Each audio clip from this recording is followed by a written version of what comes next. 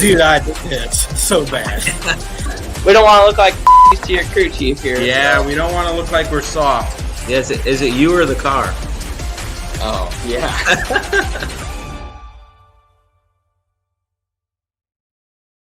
What's going on, guys? Dave Gravel here. We got a new mic. Hopefully you guys enjoy it. Hopefully you like the way I sound. Got a couple adult beverages here. We got Rico Abreu on the show.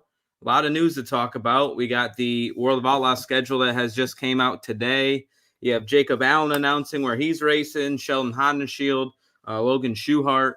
Got a lot to talk about. So first I got to thank my sponsors so far for this show. I really appreciate it. We'll see which one Carter throws up first and thank them. Lake Home Retreats, they were a sponsor of us last year and this year as well.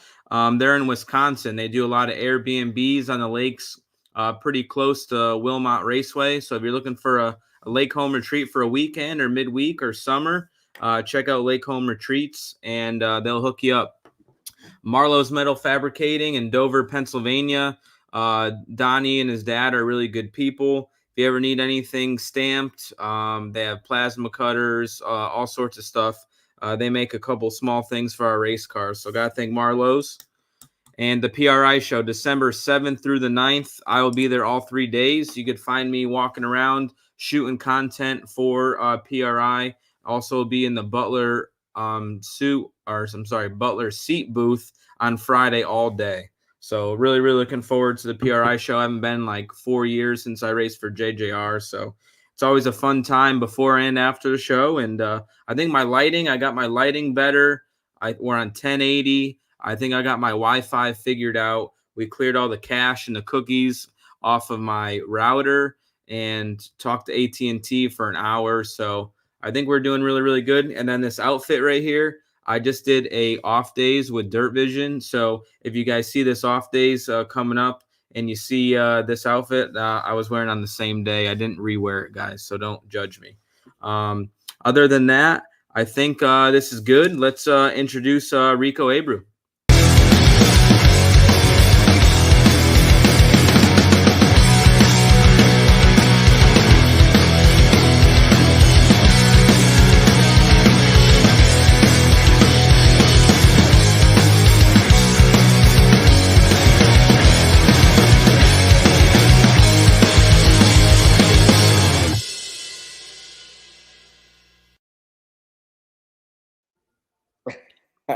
What's going on, Rico? What up, David? You remember that fire with that leaf blower? Yeah, that was 2 years ago. Was that at Hod's? Yeah, that was at Jack's house. Yeah. That thing worked good. That's a good leaf blower. I needed to teach him a lesson how to start a fire. Yep. A little bit of gasoline, maybe a little bit of oil. Those videos remind me, was it your dad or who posted that video of your track at the vineyard? And it was like Larson or whatever, you guys driving the rental car in the mud. Was it your dad that posted that? That was, yeah, my dad was videoing it. We, I want to say a race got rained out. It would have been like April 2013. So it would have been some spring outlaw shows. And because Cody Darrow was there, okay. I think he stayed an extra week and stayed at the ranch in his toter home, and we got the track all muddied up. We took Wyatt Finley's mom's car, Scott Finley's car, out on the track.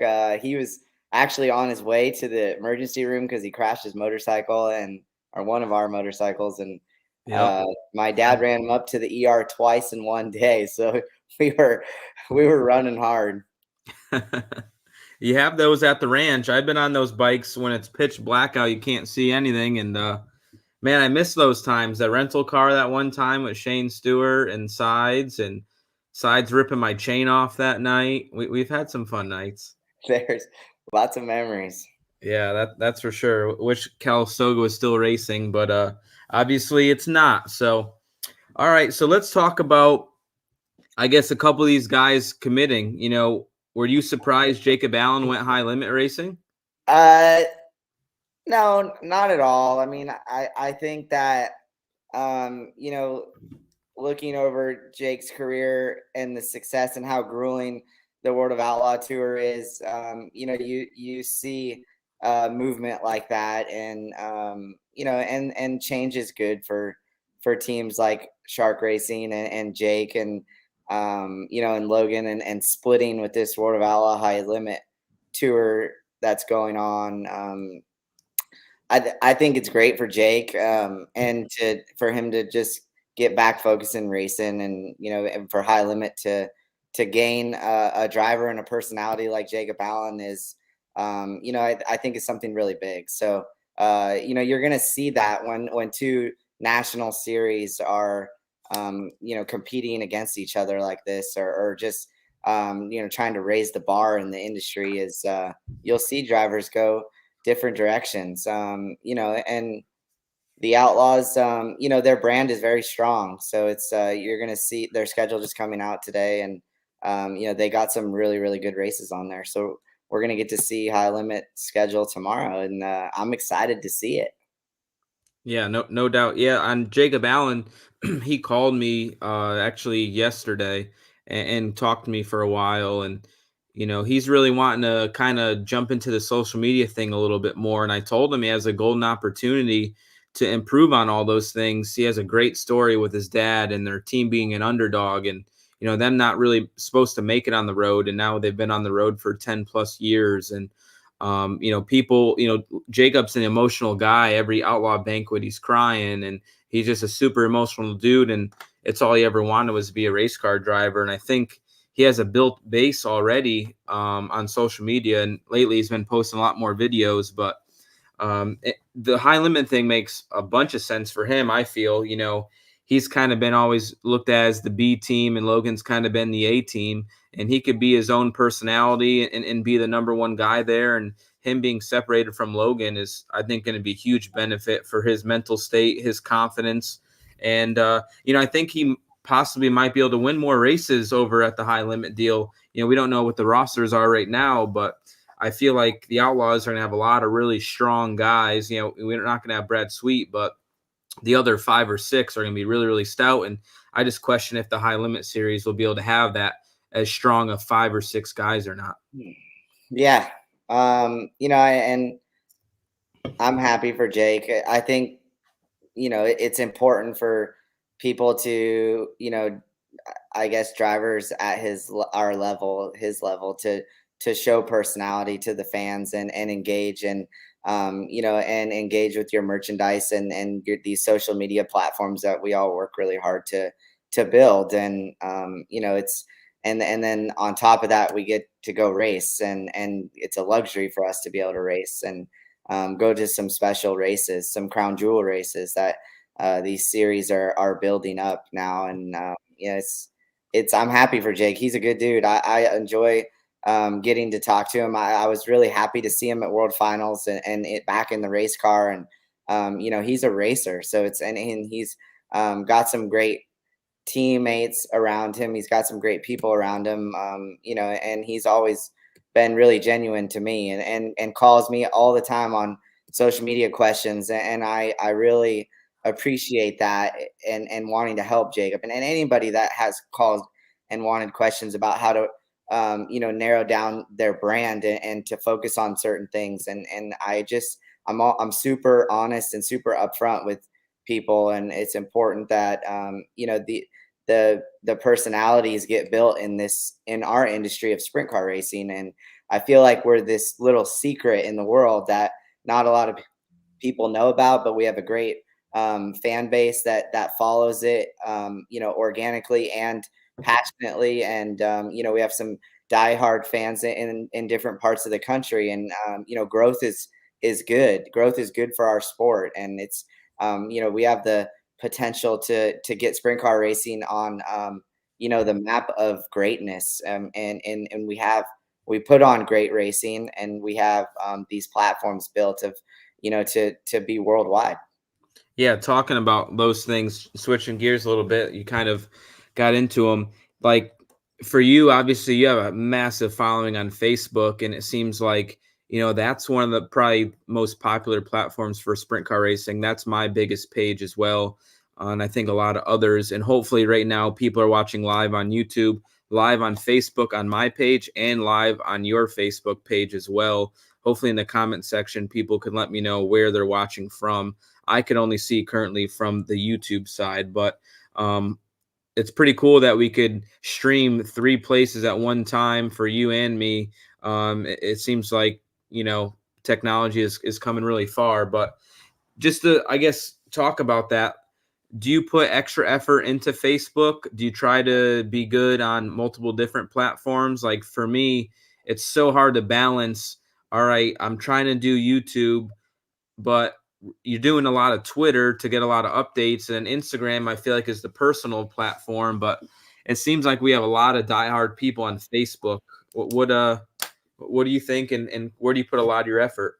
I utilize the platforms as tools for my brand, and you have to treat each of the platform differently. I feel like Facebook, I'm way more connected with the race fans in that organic relationship, and where it's more one-on-one direct, and there's more communication in the comment area and the messages. And Twitter has become this informational based platform for my brand, and it's not really a source of money generator for me, where like I don't advertise a lot of merchandise on Twitter, because that fan base doesn't want to see that kind of stuff. And Instagram is the same. They want more of the cooler videos and personality, like funny things that I have going on. And so it can be difficult for me to balance. And I've learned over the last few years that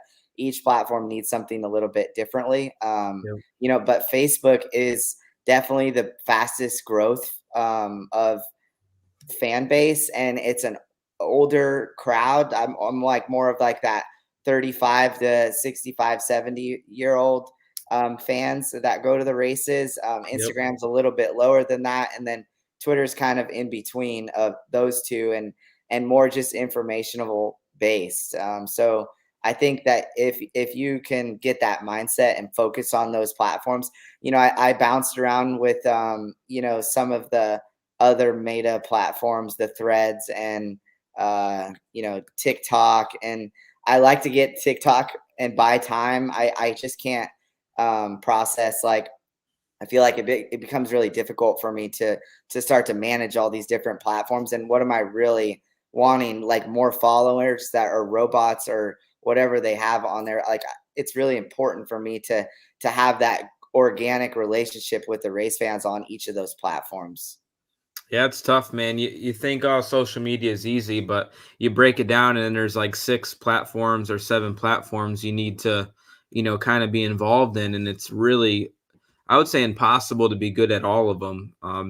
You're only one person, and then I know you have a media girl that helps you out as well. And still, like, between you and Megan and your girl there, like, it's still not enough, right, to be good on every single platform. It's like you have to prioritize what's the most important and what are your goals. And it's pretty cool with all the analytics stuff now that we have to see the age groups. Like, you think, oh, we'll have a lot of kids in their 20s or 30s following us or commenting. And like, I'm always surprised, how old are these people on YouTube or Facebook following me? Like, you figured, oh, social media is a younger person's thing, but a lot of our older generation sprint car fans are, on social media and are hip and are good with cell phones. Like, my grandfather's not on his cell phone on YouTube and stuff. Like, it seems like a lot of the older generation guys are on social media, and I think that's pretty damn cool. Yeah, and it's a way that they all stay connected with the racing world to if they're not able to get to every single race. And that brings the power of flow and dirt vision now too, and the access you get there to watch these events. And which is 10 years ago we didn't really have that. So that's when we were just in growth modes of Facebook and Twitter, really. And then that now these tools have become very powerful for us, and to connect, like I said, with our fans. And I think it's interesting to see the older generation, but you can relay that to the on the social platforms, and you stack that right up to the races, you see an older crowd at the races, not that young, younger generation. So it's important to me that I set a good impression for the youth of the sport, and because those are going to be our fans in the next 10 years if they're not. So Yep. they are the next generation of our industry, and it's important that they enjoy their time at the races. Everyone's attention spans get shorter and shorter, with the demographic and the way the generation is shifting through this world. And instead of watching videos for 5 minutes, now you watch them for 10 seconds and you're on to the next one. So you have to work into keeping people in tuned in things, and these sprint car events of keeping people in and out, and they're enjoying their experience. Isn't that amazing on the analytics? Like how many people watch for 5 or 10 seconds and then how many 1 minute views there are? It's like, it's crazy. Like everybody watches for like 10 to 30 seconds and then they're done and they're moving on. Yeah, I mean, it's the access that we have to scroll now, and how quickly it becomes like a habit for people. And if you're not getting to the point in that first 20 seconds of a video, then nobody's going to sit there and keep watching. So you have to make it exciting and build your personality into these videos. My content does amazingly greater when it's more one-on-one of me, or people are physically seeing me or hearing me. If I just run a generic ad on a poster, it'll get swiped right by, and you don't have any time to connect with that person because they're already on to the next thing. Yep, for sure. So I got to shout out to Stacy Martin. She became a bronze member on YouTube. She Nice. gets, I believe, discounts to the store and special stickers in the chat and bit emojis and stuff like that. So Jeremy Ermer, he sent 1995 just saying YouTube, Pollard, Arkansas. So this guy's from Arkansas, probably pissed we don't race I get there. my 20%. Yeah. But thank you, Jerry. Arkansas,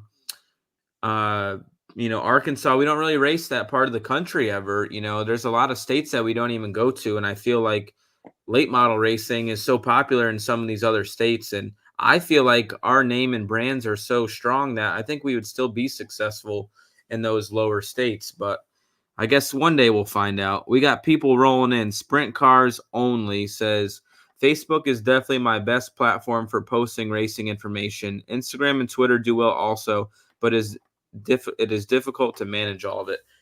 No doubt it's, hard to manage all of it no matter what.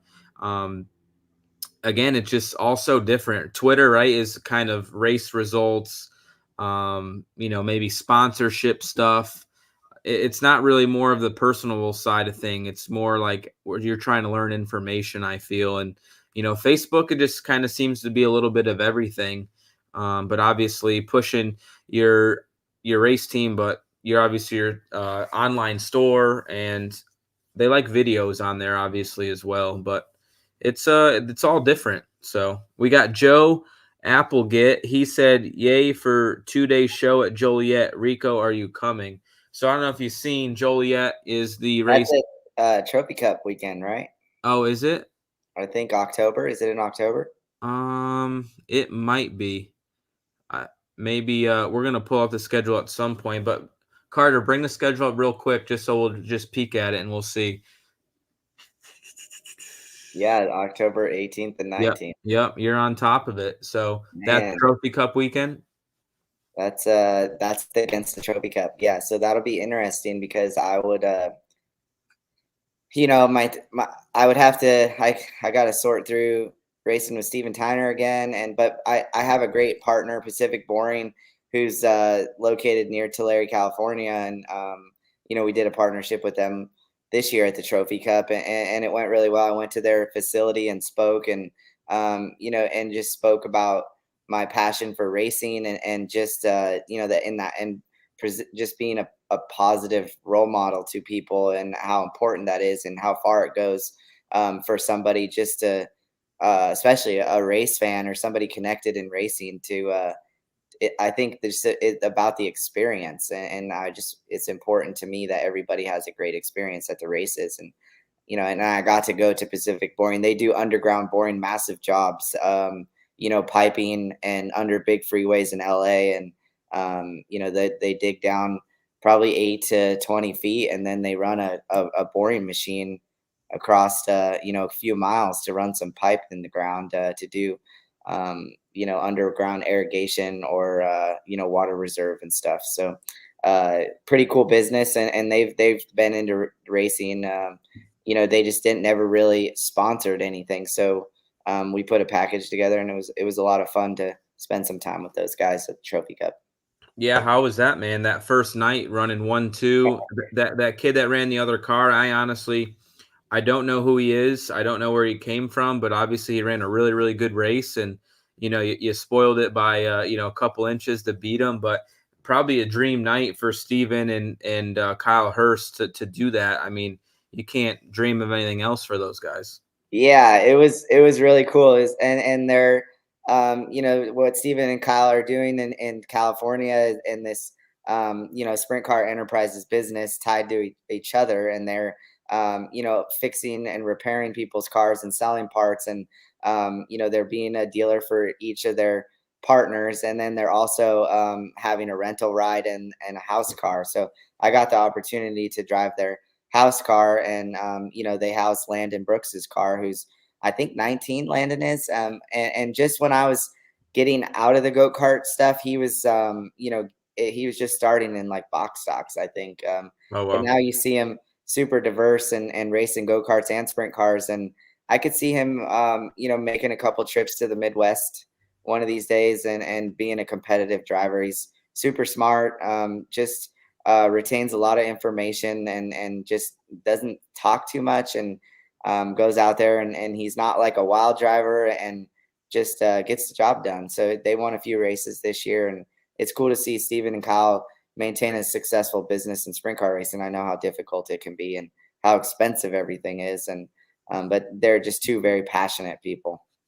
Yeah, I feel like they're two good guys. I've known Steven through Rod, and obviously I know you're tight with the whole Tyner family, and they seem to be doing well. Kyle's kind of stepped back from racing and driving, and kind of focus on the business and being family men now. So it's really cool, and I'm sure they would love to build that thing up where they could race more. And it seems like they kind of mostly did 360 shows and stuff like that. But this coming year, we're going to have a lot of high-paying West Coast races this year, being in California, with the mixture of high limit and World of Outlaws stuff. Dennis Roth Classic paying $83,000 at Tulare.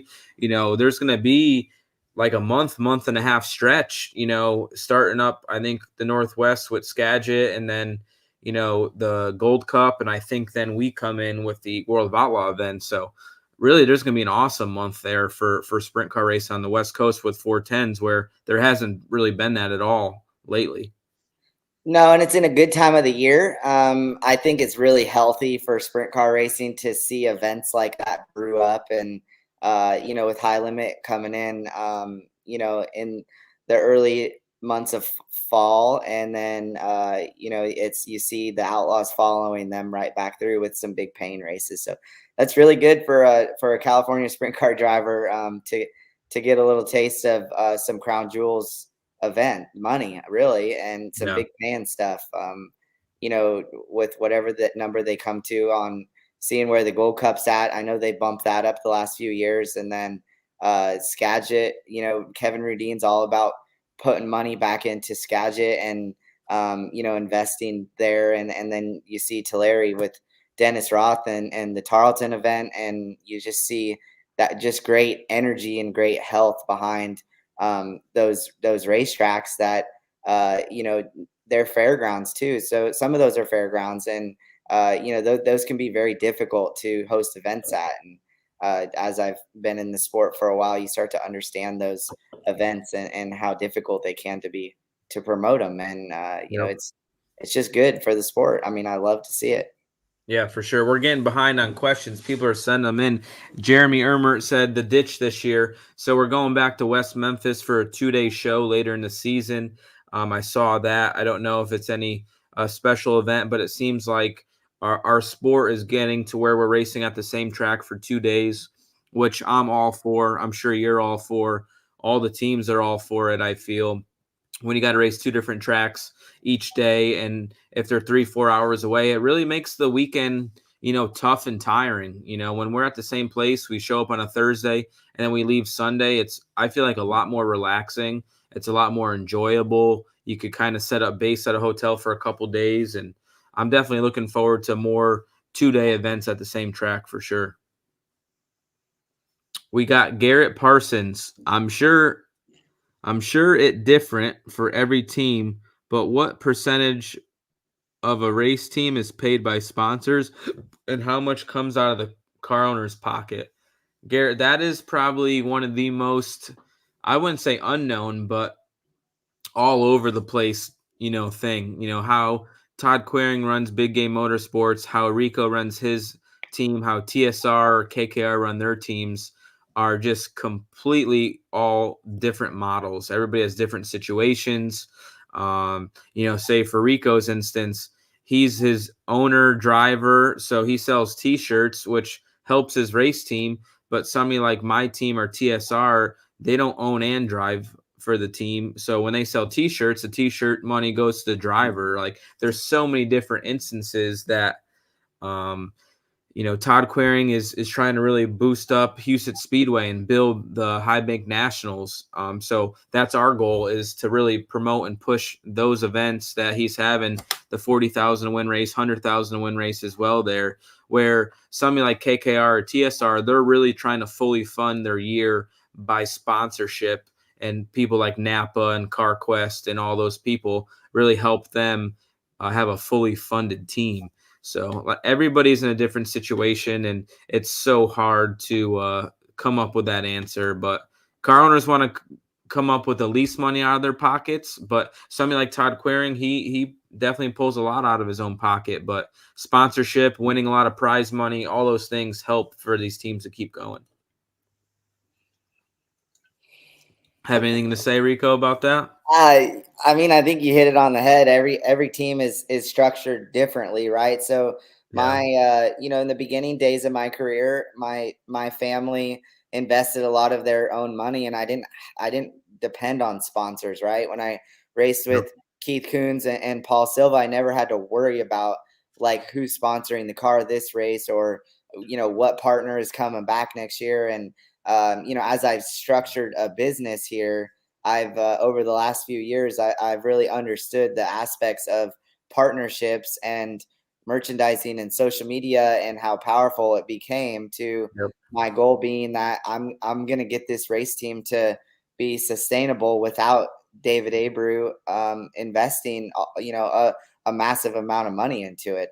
No matter what it costs. Yes, I have the ability to, if I do get in a pinch, say ask for some help. But my ultimate goal, and I've been like this for a few years now. As I've been more involved in this team, I felt like I went to college doing this on my own, and I had a couple different professors educate myself, and my father being one, and Keith Coons and Paul Silva, and you structure these teams, and you get to understand how people run their businesses, and and you go do it your way. And as I've understood it more, my goal now is to get this thing to fund itself with with merchandise and partnership, and it be sustainable, which is very difficult. It's expensive things. It's expensive to race, and it is a hobby for a lot of teams and families, and they don't run it as a business. They run it as a time that they spend with their family, or you have a successful businessman that needs to spend money somewhere, not on his business, and you move that stuff around, and you create a race team, and and you have racetracks, and it's you got to go race. Yep, for sure. Obviously it's so hard to get going, right? Like having all the equipment, and you're in a unique situation and built your deal up, but you could easily just not post on social media and race and all that, but you see the effort you're putting in, and I know it's paying off, and I'm sure it's very, very rewarding as well. So we got a bunch more questions. So we're gonna catch up on all these. Rico, where are you based during the season? Does logistics play a factor in whether you run a series or not? So my race team is based in Brownsburg, Indianapolis. The last, I've been there for 3 years now, and that centrally makes the most sense to house a team for myself. And as I split my time up and live in Indianapolis and California, St. Helena, California, where my family's home base is, and in the wine industry, and it's logistically, Brownsburg plays the factor of where you can get to races, and centrally you can get to a lot of racetracks no matter what race. If it was an all-star race, a World of Outlaw race, a MOA race, a local Knoxville, you're really driving within 10 or so hours at the max to get to majority of those big racetracks. So that just made the most sense to me to be in Indianapolis. And when I'm off and turn racing off for a little bit, it's important for me to get back to California and spend time with my family and be a part of what they have going on here in the wine industry. For sure. That's a good question. We'll keep going. Dirt track all day. David, let's get down to the nitty gritty. You didn't rank Rico in your top 5 sprint car drivers. You have the floor. Explain yourselves. Don't lift, David. So I asked before I made that ranking. I about canceled the show when I heard that. I know which I don't. I don't blame you. I don't blame you. But opinions are like assholes, right? Everyone's got one. Yep. But if you don't have Larson in there, then 100% you take Larson's spot. Does he count? Does he not count? It's hard. Somebody like Brad Sweet, myself, and like Carson Macedo, I felt like are really, really, really strong night in, night out. And I felt like, I guess maybe my ranking was more overall for maybe the last couple years, where if you just look at results from this year, you took a massive leap at being consistent, where I felt like before you didn't have that as much. And this year you were consistently up front. Your qualifying program was way better this year. I felt like your qualifying always struggled. And, yeah, it's important to, I think when you break those things down, you can go either way on them. I don't ever put people in a bracket or compare them to others, and I never really grew up doing that. So I think it's important to prove yourself in this sport, and consistency doesn't lie. So the last few years, I have not been consistent as a driver. As lots of ups and downs in my racing career, and I think it's important that I prove that as a race car driver now, and I focus a lot on consistency and and consistent with qualifying and heat races, and I take lots of notes and study lots of film, and I watch drivers like you and Brad Sweet and really study your guys's craft as race car drivers and understand why you guys make decisions out on the racetrack, and then it really allows me to learn why I'm racing around you as well. And you just turn all that data into information, and you work on that craft as yourself. Yep. No doubt. So you're in my top 5. If Larson doesn't count, I forgot who else I put in there though. I don't know who the 5th was, but if I named those 3 and I named Larson, so I forgot who the 5th was. It wasn't Logan. I don't think. Maybe it was Logan. You're not going to hurt my feelings. Yeah. We got another one. Dirt track all day. We got Ricky Weaver. What's up, DG and Rico? Love your guys' online presence and what you've both been doing in the sprint car community. Shout out from Ricky Racer Performance. Nice. What's up, Ricky?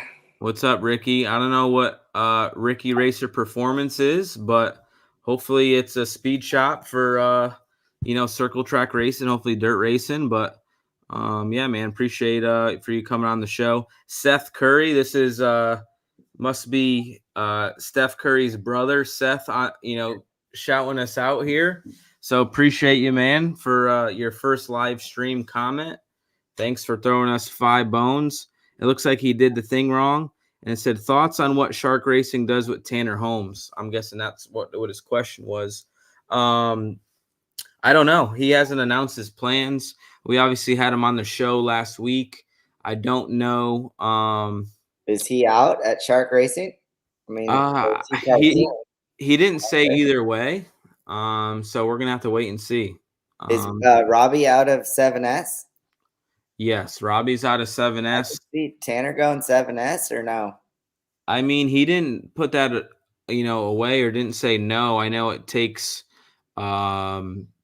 sponsorship to make that happen. But I think the position he's in, how popular he is with social media, and I guaranteed he's gained some good sponsors throughout the years as well to potentially build up his own program. Try to be a Brian Brown or a Rico Abreu. I feel like there's a big opportunity for that.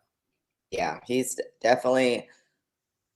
I feel Tanner Holmes is somebody that could crowd fund his own race team, where he has a big enough relationship with his fan following, that he could do some cool raffles and integrate some of that stuff into funding, and you integrate your partners into those things and get that that social media outlet to build people's brands up. And you just got to be really strategic how you work it, and he could be really successful at it, because he already has how he interacts with people via social media that's already that foundation's already there for him, so that he's built for all those years, and he gets great viewership on his videos, and he kind of knows how the system works.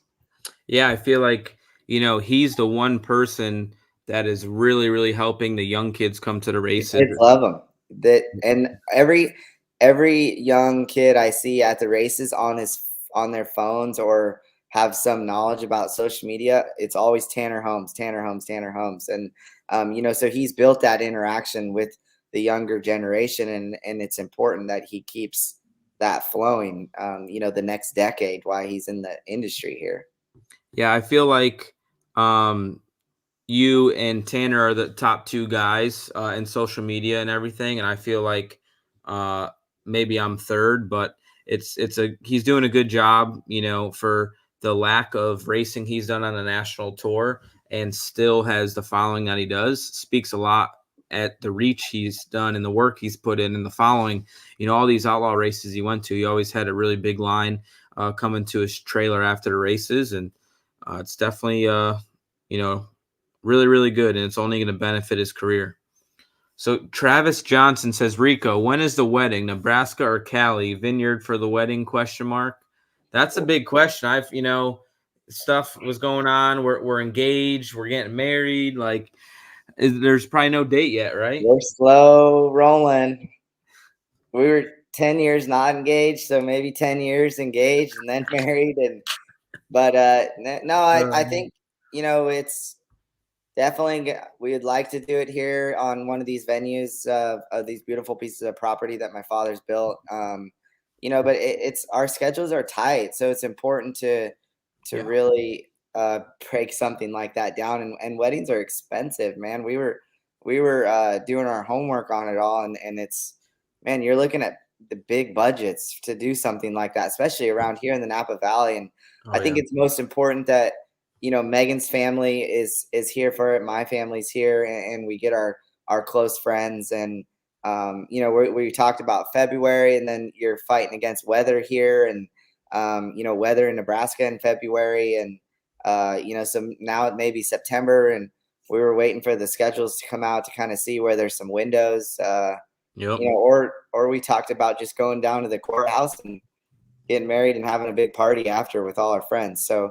there's different ways you can do it, and I just want to make sure we don't put any pressure on ourselves, and or have some set date in stone. We would like to do it on our anniversary and do 23, 24, or 24, 24, and so those are some cool dates that we've been talking about. Cool, man. Good luck to you guys. You guys I've known Megan longer than I've known you, but wish you all the best, and I love both of you guys. We got Thayer Smith.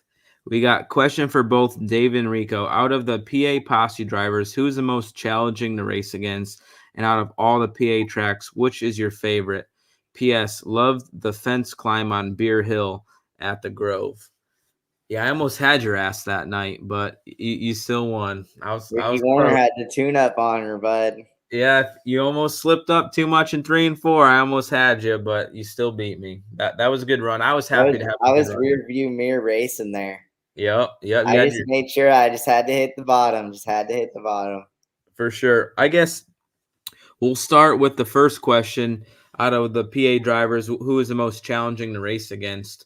That's hard to say depending on what track, obviously Lance Deweese was the guy in the 69K, and him being out of that car, it's a lot different, right? They're not performing as well. And really, it's awesome for drivers like me and you to go to Pennsylvania now, because you knew the 69K and the 39M were extremely hard to beat, where this year, Macri wasn't in the 39M, and Lance departed from the 69. So I would say for me, like at Williams Grove, like somebody like Freddie Raymer, he cannot qualify at all. I don't know why his qualifying is so bad, but he always starts in the back. But that dude trunks his wing every feature at Williams Grove and runs the slider line in 3 and 4. And I don't know how he does it, but it seems like he passes me every A main.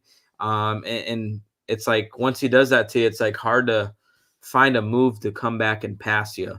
So I guess I'm gonna go Freddie Raymer is what I'm going with. Yeah, I mean, and you look at everybody's driving styles are a little bit different, spread across central Pennsylvania's race car drivers. But I think Brent Marks right now is probably the guy in Pennsylvania that can show up to any of the tracks and run, very well and win and beat the Outlaws and beat the All Stars and and minimizes all those mistakes as that is so easily to make throughout the night. So for me, it'd be racing with Brent Marks is probably the toughest guy right now to pass in Pennsylvania. Yeah, I agree. He's ultra aggressive. He loves to throw sliders. A lot of them are tight. He makes it happen, and he wins a lot of races. And it seems like Dietrich kind of stepped back a little bit, and then Freddie can't qualify, where Brent is like the guy in Pennsylvania that could qualify and race, where it seems like Dietrich and Freddie just can't seem to qualify very good. So he definitely does a really good job and has a good program. So the second part of that question, out of all the PA tracks, which one is your favorite?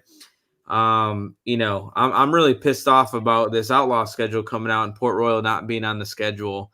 Port Royal getting slick top to bottom and not having to rely on the wall, to me is one of the most fun ways to race, because you could literally use any inch of the racetrack being middle, top, bottom, bang the wall, whatever you want, and you can make any of them work if your car's good enough. And I'm really, really upset that the Outlaws are not going to Port Royal this year. We've been good there the last couple of years, haven't won a race there, but I just feel like it's a track you could showcase a good handling race car and your ability. You could start 24th, but if your car is really good when it's ice skating rink there, you could pass some serious cars. I like going to Lincoln. Lincoln reminds me a lot of tracks at home. Yep. Kind of that short track style racing.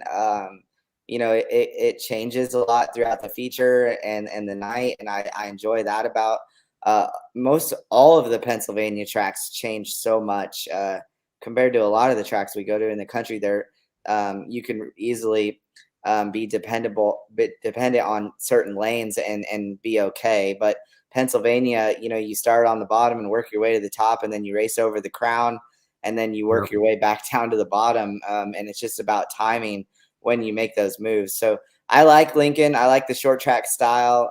I enjoy it. I really appreciated and put in a lot of effort in Williams Grove this year, and getting the balance of my race car right with Ricky and conquering a victory there. I think that is the most difficult track to win at in the world when it comes to sprint car racing. and Port Royal is like the the icing on the cake, where it's a fun track throughout the whole night, and you can pick and choose what lane you want to run in, and just work on getting your car right to get around that place. For sure. So John G says this is a good question. Rico is the owner of the 7S. You could tell us who's driving it and what series. I I I leave those decisions up to Jason. I think it's important that I would like to see Jason get back in it. I called him yesterday, and was rapping with him a little bit about what he wants to do, and I think it would be fun to see him do a pick and choose and races, and maybe just be put drivers in it for certain races. And I'd like to see Tim Kading get back out here in some big races. I think he's an unbelievable driver, and him and Jay have had success over the years of getting locked into the Knoxville Nationals, and I've really enjoyed getting to watch that, what Jay's done for this, even the younger kids, like getting Robbie an opportunity there to be out on the Outlaw Tour. So I'm really leaving it up to Jay, and whatever he wants to do, I'll be behind him.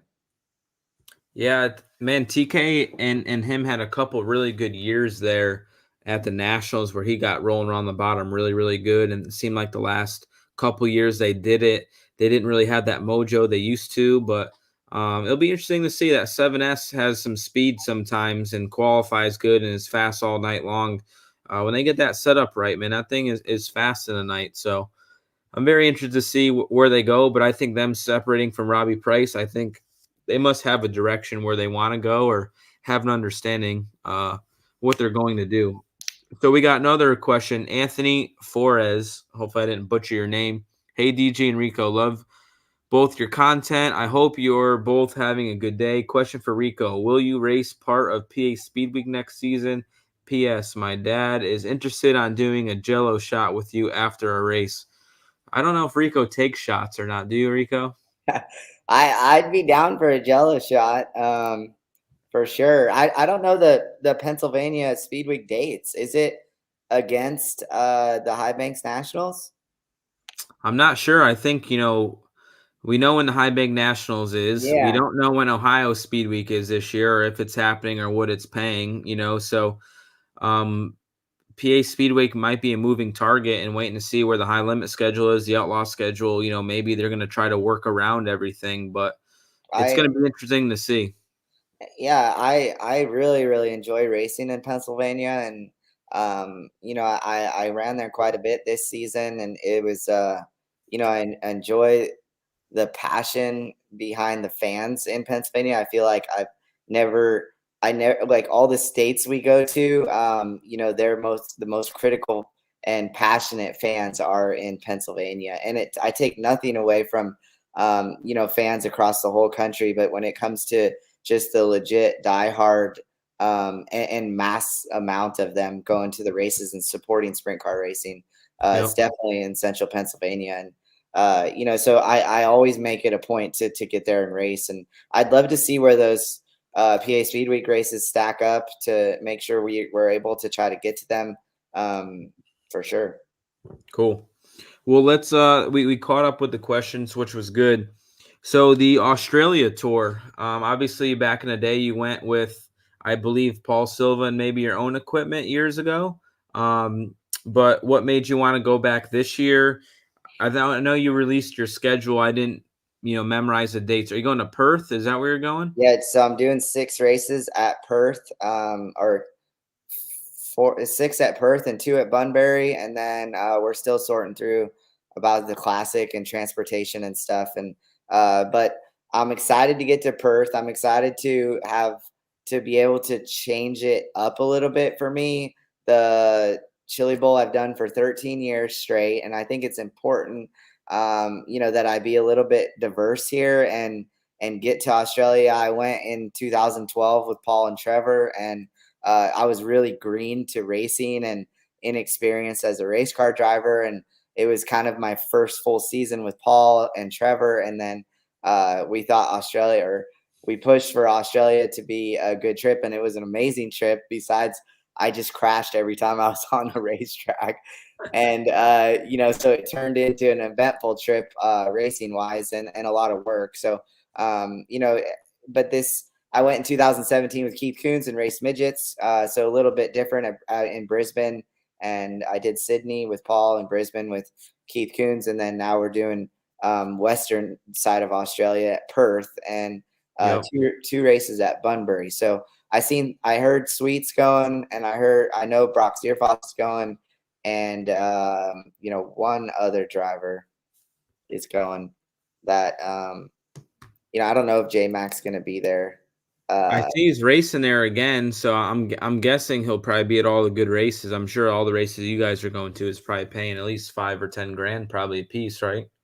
I know they pay good. Yeah, I'm sending lots of merchandise, so I'm super excited about being able to provide my Australian fan base with merchandise, with some hats and T-shirts, and R&R did some sweatshirts and T-shirts for me that we shipped in a container in August, and the car just showed up yesterday. So that's good news to see all that stuff made it there safely. And I'm bringing Trevor back with me, and Brady Forbrook, and nice. And Brian Matherly is going to come and chaperone.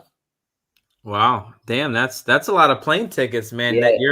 So who you like driving for under like how's that all working out? So we sent a car. Carl and Mick Dowling are gonna oversee operations and transportation, and I'm gonna use one of their Morrison engines, I think. Wow.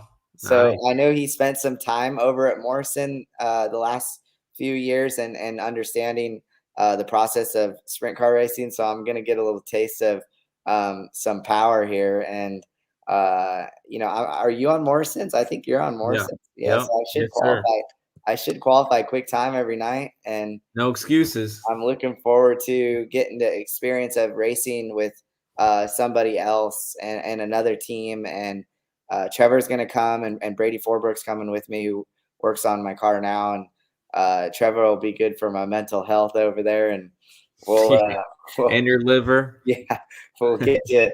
I just told those guys let's just make sure we have fun here, because this is we get to race all year and do all this racing and these scheduling, and it's important we go over there and have fun. No doubt. So obviously you bring up Trevor's name quite a bit. So I don't know if anybody knows, or maybe you have pushed it or not, but your RATC shirts, people maybe think those 4 letters mean something or don't. And I guess explain to people what those shirts you've been pushing and kind of your lifestyle, your kind of fun off the racetrack. I guess give a little introduction to people that don't know what those are. Yeah, they Trevor and I started, a friend of ours, we had a little bit too much fun one evening, and they got in a little bit of trouble, and the wife said that we were out frat boying, and I felt like that was kind of just Trevor and I's model of like just bringing the entertainment to the party, or whatever event we go to. So we kind of just rolled with it, and we softly launched a brand called Frat Boy and Tour. And it's important for us to make sure everybody's we're more worried about everybody else having a good time with us wherever we're at. And if there's alcohol involved or not alcohol involved, it's just, I feel like life's too short not to enjoy it. And so it's RATC is Rico Abreu, Trevor Canales, and Molly came up with a cool logo with a lightning bolt through it, and it was just a T-shirt that we wear at times, and people have the access to purchase it on our website. Yeah, cool, man. Figured give Trevor a plug since he didn't want to come on the show. He's too shy. He hangs out with Paul Silva too much. He doesn't like to talk in the social world. We'll get him saddle broke.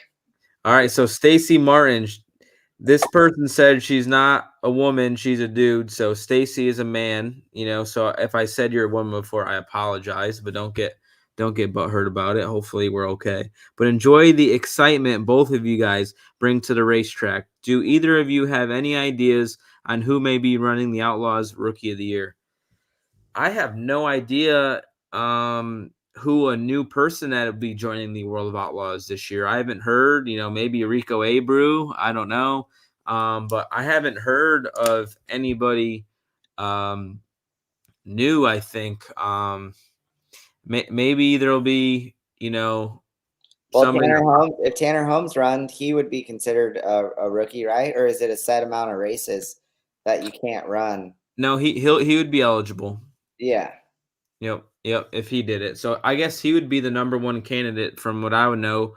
I heard possibly Noah Gass might be not doing the Outlaws, even though he's already ran and he can't be the Rookie of the Year anymore. But I don't really know who would be running the Outlaws for the first time. But maybe it's Tanner. Usually there's always somebody that does it. So we'll have just to wait and see. All right, so we had quite a bit of questions. We're back answering questions. So I guess, were you surprised like Sheldon and Logan committed to the World of Outlaw Tour? To me, I wasn't surprised about Logan committing to the tour. And then Sheldon, not that I was surprised, but you just never know. Is a 7BC going to be an outlaw team and Sheldon has to be something else, or, exactly what happens there? And shoot, they got a lot of flack on Twitter. I don't know if you've been watching social media, but when they announced they're going the Outlaws, social media is brutal and they keep receipts. They screenshot, they do whatever they got to do to keep receipts. But I think that Nas loves Sheldon and loves Ricky and everything that they do. But not a surprise, but would there ever be a change? But obviously the answer is no. They're keeping everything the same.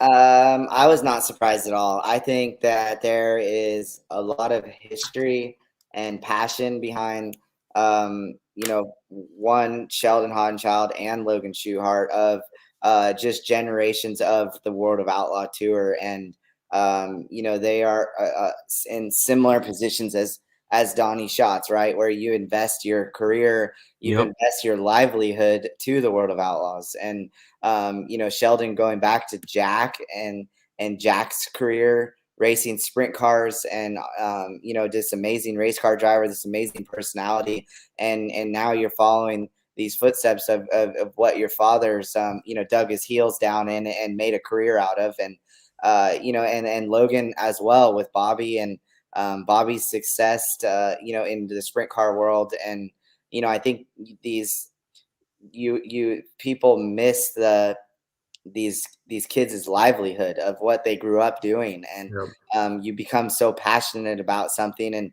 and that's all you see is is something like that. And Sheldon, it does an amazing job on the Outlaw Tour. He's an amazing marketer. He's got amazing partners behind him, and I think it's really important to him that when he's building this legacy, that he is a World of Outlaw driver, and you can't take that away from him, and nobody will ever be able to take that away from him. And and he's exciting, and the World of Outlaws, they need they need a Sheldon Hoddenchild, they need a Logan Schuchart, they need you guys as race car drivers. So I'm not surprised at all. I know those personalities and the family history, and those are the backbones of the sport. Yeah, I agree. Sheldon's always wanted to be a World of Outlaw driver. I was with him in the early 93 days, and him just getting started and having shitty motors and making anything work that he could put together. And, then he got some help and ran the All-Star Tour from you and guy like Larry Moles, and really got his program going, and then was able to do the Outlaws. So I know that's where he wants to be, and I don't blame him. That's where he grew up, and yeah, I agree with everything you said. Dustin Salvage says, David, what percentage of trophies go to you versus the owner, and how is it decided? That's at a different situation with every owner and team you drive for. Some teams let you keep them all, and some owners want to keep them all. So I do have some trophies, and then there's some that I wish I had as well. But it's about 50-50. Some guys want to keep them all for themselves for the race shop and all the money they spent, and they have something to keep at the end. And it's all different between team and team. So I wouldn't say if it's really decided. It's pretty much the team says, hey, I keep the trophies, or they say, hey, you could have them. You know, I don't think there's really ever negotiations on it. And you got to respect whoever you drive for. You know, they're paying you a good bit of money to race their cars, spending a lot of their own money out of their own pockets. So they want to keep the trophies. That's what they want to do. But if you get to keep them as well, that's good. But I don't have any space down here in Florida. I don't have a basement or an attic. I have too many cars. I can hang some checks on the wall in my garage. But other than that, man, I'm busting at the seams. I need a bigger house over here. That's for sure. All right, so we got one question. Seth says, where do you stand on Chili Bowl and Seabell ever coming back? So Seabell ever coming back, I don't think that's really up to him. I believe, you know, Joe Gibbs Racing pretty much has said you cannot race anything other than NASCAR, or you can't race open wheel dirt cars. So I'm sure if he had a choice, he'd be racing it every year. But I believe they had a race engineer get paralyzed at a micro track in Texas. And that was, I think, a big eye opener for Joe Gibbs and their organization. So after that happened, yeah, I think that kind of put a kibosh to it all. Yeah, I have no clue Christopher's situation or decision, or I didn't really pay a whole lot of attention when, you know, there was all that beef the last few years over why certain guys aren't racing the Chili Bowl. You know, I went to the Chili Bowl for one reason. It was to win a Golden Driller, and you know, I'm fortunate enough to win 2 of them, and you know, I had some very special memories there. And you know, although this year I'm not competing in it, you know, there's going to be a new Mr. Wednesday, and you know, but I've been fortunate enough to have some amazing memories there and amazing success. And I think it's just important for me to change up pace a little bit. And that's why I'm going to Australia. Yeah, I don't, you know, disagree with you. I feel you put a lot of years and a lot of effort, and, you know, I know you have a good relationship with Emmett Hahn, and, you know, you love the Chili Bowl, but you do the same thing over and over again, and you accomplish the ultimate goal there.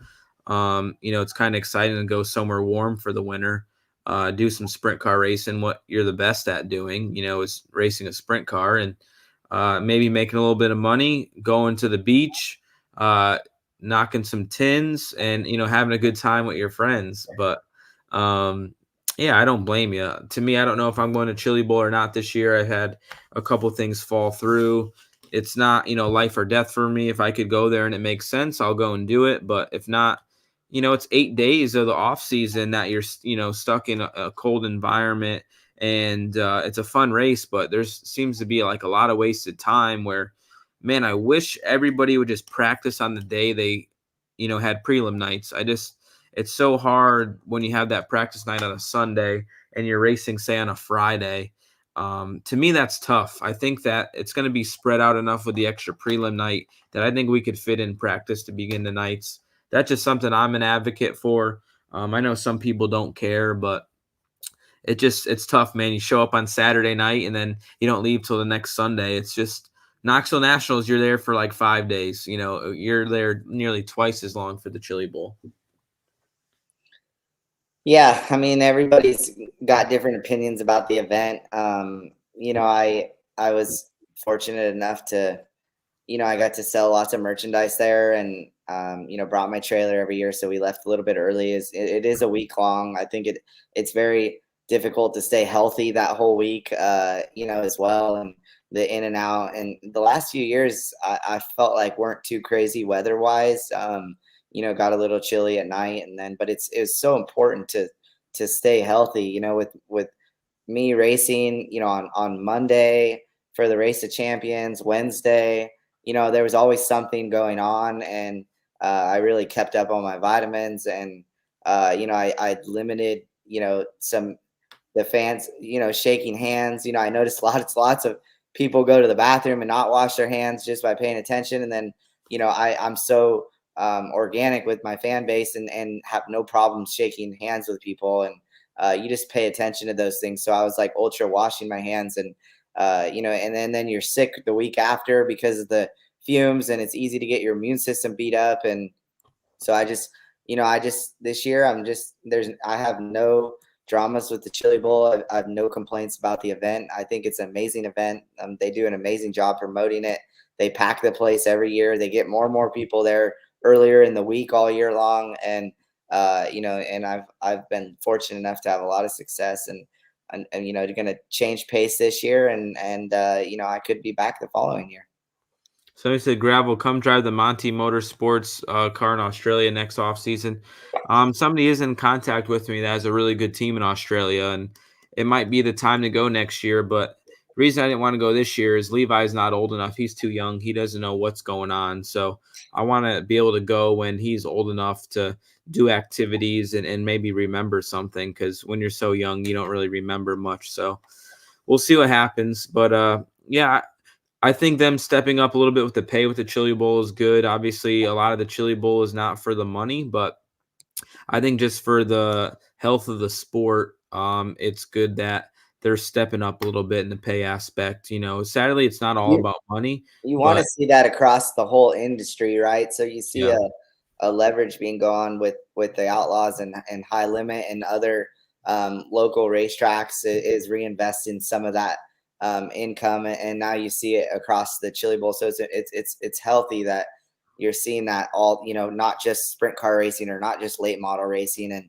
I feel like the bubble's kind of been ruffled, their feathers have been ruffled here, and it's pushing across the whole industry of racing that you're seeing purses increase. Yep. Blake says, do you think Wisconsin deserves more national sprint car events? I don't know if they deserve more. I feel like they actually have a decent amount of racing. You always had like the Race Rudine Foundation race, I thought was in Wisconsin. We go to Beaver Dam, we go to Cedar Lake, we go to Wilmot. Those now are all 2-day events. I know we have 2 days at Beaver Dam, 2 days at Cedar Lake, 2 days at Wilmot. So 6 World of Outlaw events. That is as many as Williams Grove has. But I don't know if they deserve more or not. I don't know how many the All-Stars go to, but the All-Stars went to different tracks that we didn't go to. And I know you kind of went to those tracks. And I know High Limit's going to be going to Wisconsin and going to some of those other tracks as well. But all I could say about Wisconsin is they're just as passionate and pack the stands and buy T-shirts and have good racetracks. I mean, Beaver Dam, Cedar Lake are 2 awesome racetracks. I'd put them up there with a lot of others as far as racing goes. They do a really good job. They're fairly safe facilities. They just do a really, really good job. So I love Wisconsin. I tell everybody that's like my home state. That's my favorite state to race in. And I think that whole state does a great job. Yeah, I really enjoy racing in Wisconsin. There's some great tracks, some great fan base, loyal fans. They always get massive crowds. I think as a product of sprint car racing, that it's really important not to over dilute the quality of your product at certain racetracks. Like, I seen you guys going to Volusia 6 times, Williams Grove a bunch, Knoxville 6 times. So it's you want to be careful that you're not spreading yourself thin here at these events, and and focusing on building events and certain events, right? And and I know it can be difficult with travel and expenses nowadays, but you go to, if the World of Outlaws go to a track 6 times throughout the season, it's important that it gets spread out too. So because your fans, these fans are going to want to do other things on the weekends, and then you just dilute the fan base or the crowds at each races. But last year, I felt like sprint car racing has been the best it's ever been with fan base, and everybody's merchandise sales were up, and you see it in the stands. There was only a few tracks we went to that was like, man, there's nobody here. And when there's nobody there, nobody's buying merchandise. The promoters aren't making money. The drivers, the teams are, making money if they win the race. But other than that, it's, if there's no fans, there's no merchandise, there's no concessions, there's no ticket sales. And so it's just the product of our sport. Yep, for sure. Todd says, what does a quality motor cost and what kind of HP are they getting? So as far as HP, I think for an engine dyno, it's not a chassis dyno, are around 950 horsepower is a pretty, safe number. I'm sure people have claimed they made 1,000. I'm sure there's motors that say they make 920 and run really good on the racetrack. As far as a quality motor cost, this is insane to me. I know what they cost when I first started, but they're from 65,000 to 75,000 an engine. Our engines, we run the billet Kinsler injector, which is a good chunk more than a regular Kinsler injector. And our motors are expensive, and I know Speedway's motors are expensive as well, and all the top engine builders. But it's really crazy to me what a new motor costs nowadays. I remember my father purchased our first engine in 2010. It was from Paul Kistler. It was for when it was the Keith Bloom, Kyle Larson team that the 1K it was the 27, then went to 1K, and I want to say it was $45,000, and they've about doubled in 12 years, 10 years. So it's there's been a massive increase just this year as well on engines and rebuilds, and it's the labor price has stayed the same, but the product or the material is the price has changed quite significantly. Yeah, it's pretty crazy, man. It's nuts that there's $75,000 engines now. Like I'm just happy I'm not a car owner because that's really tough for a family team to swing. When you could go get a used motor that's pretty good for 30,000 or 35,000, you get two motors instead of having one brand new one, and then you risk it blowing up or you don't know the history of it. So it's tough, man, and you got to have money to race. That's for sure. We got Dutch 4625 says, appreciate you both. You guys always ask what the fans want to see, but as a creative and talented diehard fan with free time, what is a service other than video / photo and journalism you would like at the track? I would say just more of a show, man. I don't know if you went to the Supercross show at Daytona before the Bike Week event, but that was cool to see what they do. It was like a concert after the race. Everybody got to rush the racetrack when the race was over, jump the fence, and they ran to the stage, and that's where all the driver interviews of the podium was. And I just thought that was really, really cool. Everybody was just freaking amped to go and see the drivers just talk. It's not like the drivers were acting crazy or did these crazy or wild interviews, but everybody was so amped to get that close to them while they're talking. I mean, there's thousands of people ran and did that. And I feel like Monster Jam does a good job. They do like a pit walk before the races, and they do a little bit of interaction different than a lot of other people do. And kids, it's a huge kids sport and bring a lot of young kids to those events. So I don't know specifically what service, but just always have more of a show. Like obviously our big events are so cool. Like even if they did at Charlotte with the fire bombs and the fireworks, but Knoxville is a leader and all that, and Eldora is another leader and all those things. So, but some of these places they can't do those things when these tracks are a lot lower buck operations, right? They only could do so much. So.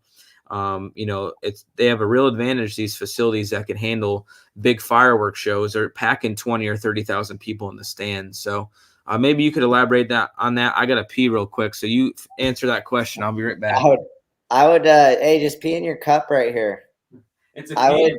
I definitely would like to see more of like a certain time before the event, like a build up to fan interaction, like a fan zone, more of a fan zone with the drivers, like make maybe more of the merchandising area at these events, like a fan appreciation where you have that quality time with the driver and bring the crew members and involve them into it, or around the haulers, in the middle of a race where you took a break, or we got some of our racing done earlier before the fans showed up, and then they they took a break where the fans were allowed to come back into the pit area and have that time, and it's still early enough to get the racing over at a decent time. So it's there's you're on a time crunch here too, but if you're building an event, it's important to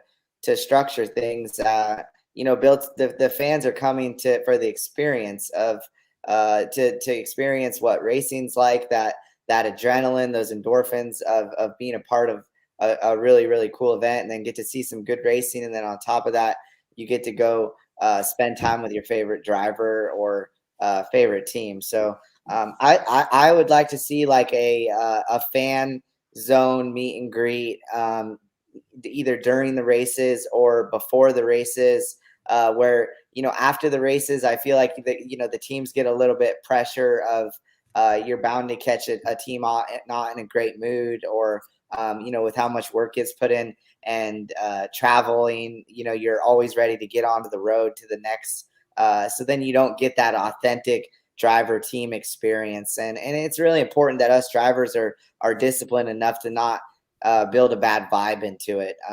So even if and that's really what I've worked on as a race car driver, for a poor night result, I put so much pressure on myself to race good.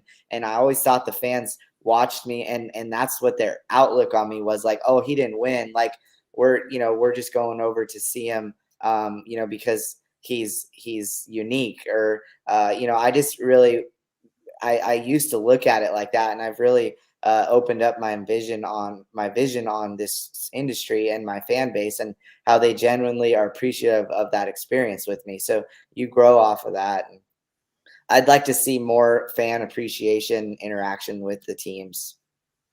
Yeah, I agree. I just think Knoxville Nationals is above and beyond any event currently. 100%. Like all the things, the kid zone. Every year I go and play basketball with the kids. I know that interview you do at the church on that big stage, autograph sessions at the Hall of Fame. There's just a laundry list of things. The pre-race concert that they had this year in the downtown square of Knoxville. No other event does that. And Knoxville's not a big town either, so it's not like, oh, this is like in a big city where there's a lot of stuff going on. I mean, they make all this shit happen, and they've built it up over the years. So I feel like Knoxville is the flagship, and I know Todd wants to get there, and he's paying the money. And I think Sioux Falls has the demographic and the infrastructure to do that. But his facility he's doing improvements every year, the facility, to try to do that. But I put a little pressure on Eldora to try to, jazz up the events a little bit more. So many people camp there right across the street. I feel like you could do some stuff before the races that could maybe jazz up the event a little bit, and maybe do a little bit of things like Knoxville does. We do that mandatory autograph session, but I think there's more that could be done there. Yeah, I mean, you can look at every event and pick their flaws, right? So it's just important that that we're all supportive of whatever direction or change is going on in the industry. And every event can do something different or better themselves, and for growth. And at the end of the day, it's about the fan experience, and that's what's going to bring them back the next year, and bring their friends back to enjoy that experience again. Yeah, no doubt. So Sprint Cars Only, I don't know if he's dropping some news here. Maybe it's on Twitter right now, but he said Skagit Nationals now 100,000 to win. I heard rumors that it was going to be 50,000 to win. So if it's 100,000 to win, I mean, that is a huge bonus for, the high limit series. And maybe once they heard the Dennis Roth Classic's 83,000, it's a World of Outlaw event.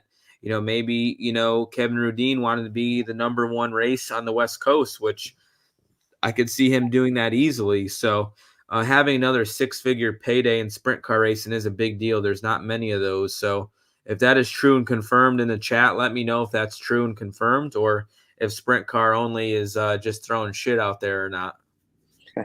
I know Sprint Cars Only. He's a good dude.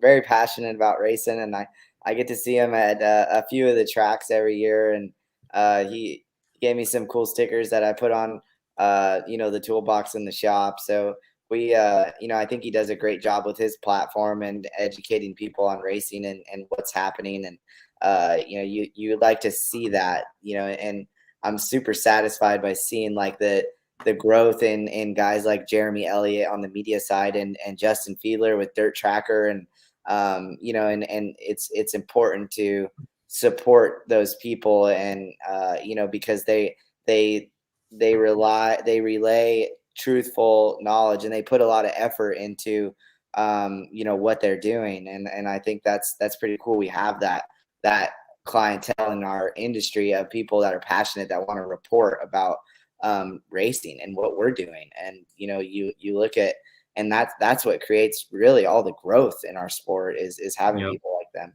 Yep, getting the word out there.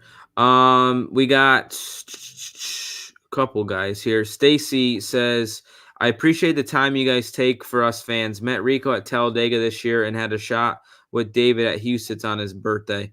I mean, that's part of our job, is interacting with the fans. And the best time to talk to us is before the event or after the event. If you're trying to talk to us during the middle of the event, it is so hard to give you guys actual time and focus. We're so mentally focused. Our racetracks change so fast, and we're always watching every moment on Dirt Vision or Flow or whatever throughout a night. And at the end of the day, we make a living racing sprint cars, so we got to be good at that. And, we have to debrief 10 minutes after the feature and talk with our crew chiefs, but we have no problem signing autographs for an hour after the races or 2 hours, however long the line is. And we try to do our best jobs, and sometimes it gets overwhelming and sometimes you need some space. But I try to be in my T-shirt trailer, and I know Rico does as well before every event. And after the races, we're there to sign autographs as well. Yes, sir. Chris Kephart, I don't know what he was trying to do or say, but he sent $10. Appreciate you, man. If you have a question, say it in the comment section. I better be getting a cut of this, Scrabble. I hope. I've been trying to call Drew, who's going. I'm hoping going to St. Elmo's one night, so maybe I'll buy some. One of my partners, El Bandito Yankee Tequila, is hosting the Envy party on Thursday night. So I think they got 2 booths, so you better be coming. The nightclub, is that where Greg Oden hangs out? It gets bumping in there. Is that where Greg Oden's at? No, he goes to the Patron Saint downstairs. Oh, okay. Well, if there's a club, there's dancing and bottle service. I'm there, Rico. I'm there. Enjoy this off season. It's gonna be quick. That's for sure. All right. Mike Richards says, are going to have Donnie Shots on your show? Think there was a wrong word there, but I don't know if I have Donnie on. I mean, it would be nice to. I feel like he doesn't do a lot of interviews, I guess, or live interviews. I feel like it's kind of different and uncharacteristic for our sport, and that's why I've been doing it, because it's something not a lot of people do. So I would love to have Donnie Shots on. So if he's watching this and he wants to come on, shoot me a text, man. We'll work around your schedule. All right, we got another one. Caleb Kirk, not really a fan of Port Royal being dropped and Selinsgrove seeming to be the replacement. Definitely a downgrade. Port Royal, I would say, is the flagship facility in Pennsylvania. Williams Grove has the heritage and the big event with the National Open, but Port Royal has come a long way as far as the facility, reinvesting in the facility. And to me, as a sprint car driver, I have to support the tracks that care about the safety, care about the lighting, helping the fan experience, having nice concession stands, having big aluminum bleachers. It's really amazing how far Port Royal has come. So to say Selinsgrove is a downgrade, I haven't been to Selinsgrove for like 10 or 12 years, so I have no idea if it's a downgrade or not. I just wish we could race at both of them. So I have nothing negative to say about Selinsgrove. The event's going to pay $30,000 for a first-time event is a big deal. But it just sucks right now in sprint car racing. There's drama between streaming services and series, and sadly, us drivers and teams are being sacrificed not going to Port Royal, which is really, really a bummer. But Selinsgrove, I went choose to go there. You just can't choose to go there. Yeah. Certain drivers could choose to go there. Yeah, like obviously we choose to be World of Outlaw team, so I do support the World of Outlaws no matter what they do, but I am always going to um say my opinion, and I feel like I have a decent perspective. I don't know the 100% in the business of the sport, but I'm going to be in the side of the driver's side as far as safety. I want to be going to quality facilities. Obviously, I want to race for the most money I can, but I'm all for supporting tracks that do a good job, looking professional, have good lighting, a good racing surface, and I've seen great races at Sealands Grove as well. So we'll just have to see how it works. But realistically, in a perfect world, we've always been saying we want to race at more tracks in Pennsylvania, and we raced at BAPS last year, and now we're racing at Sealands Grove this year. But we sacrifice, Port Royal. So I'm not that happy about that, but hopefully, Sealands Grove is amazing, and next year we get to go back to Port Royal. Anything to say about that, Rico?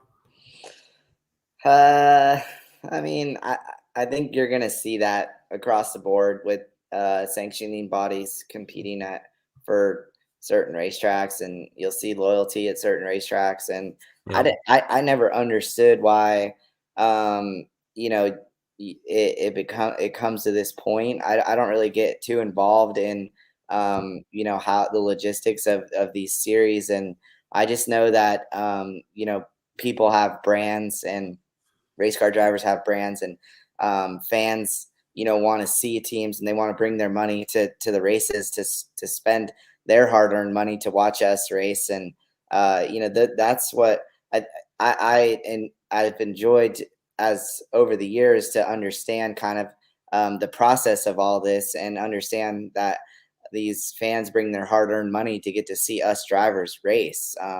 So they become just important to us as we're important to them, and they're the ones paying to see us get to do these jobs that we enjoy doing. And it's actually a sacrifice. The fans lose out on when series are fighting, or whatever's going on behind the scenes, of not, people holding people accountable at racetracks to, if they don't make improvements, or if they schedule races with other sanctioning bodies, then it's really the fans that lose out on getting to see those drivers. And it's, you 100%. don't want to see that, in especially the direction our sport's going.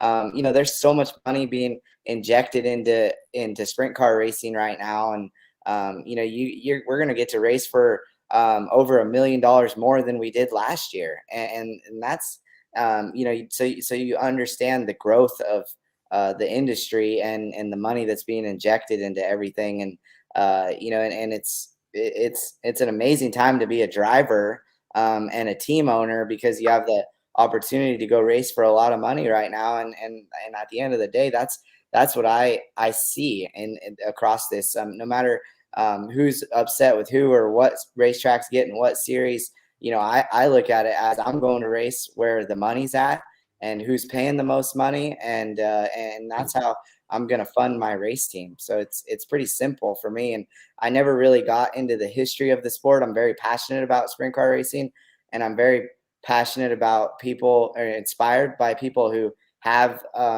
decades of history, and their decisions and on directions they're going. But I never really got caught up in that, starting so late in racing. And I look at dollar signs in the industry, and I look at people investing their time and money back into the sport, and I want to be supportive to those racetracks, those series. You can't take anything away from what these crown jewel events are turning into, and no matter what sanctioning bodies is funding them, it's really healthy right now for the sport. I agree, 100%. Dirt Track All Day says, David, I walked by the kid zone and they were yelling your jump shot was broke. What does that mean? Is that new slang? So I don't know. I thought I was making a lot of jump shots when I was playing. I was hitting them by the sidewalk real deep. So sometimes people say when your shot is broke, like it's so good, like it's unorthodox, but you make everything. Or it could be on the opposite side, that your jump shot is broke and you look ridiculous shooting. and nothing goes in, that you need to fix your jump shot. So I don't know what the situation was. Maybe I was playing bad. Did you see my shot? My shot was pretty good. I had great formation there. Yeah, I mean, I've seen your shot. You had a hoop at the ranch. I seen you play a little bit. I remember I've played before. I played for $100 with Ernest over there. Won $100 years ago. I know he's gonna want to play you at Knoxville. Oh boy, He hasn't forgot about that one. that's what got my chain ripped off my body. Yeah, there's big drama after that. Yep. Let's see. David and Brett F says, David and Rico, besides Houston's, which race would you most like to see built up as a future crown jewel event?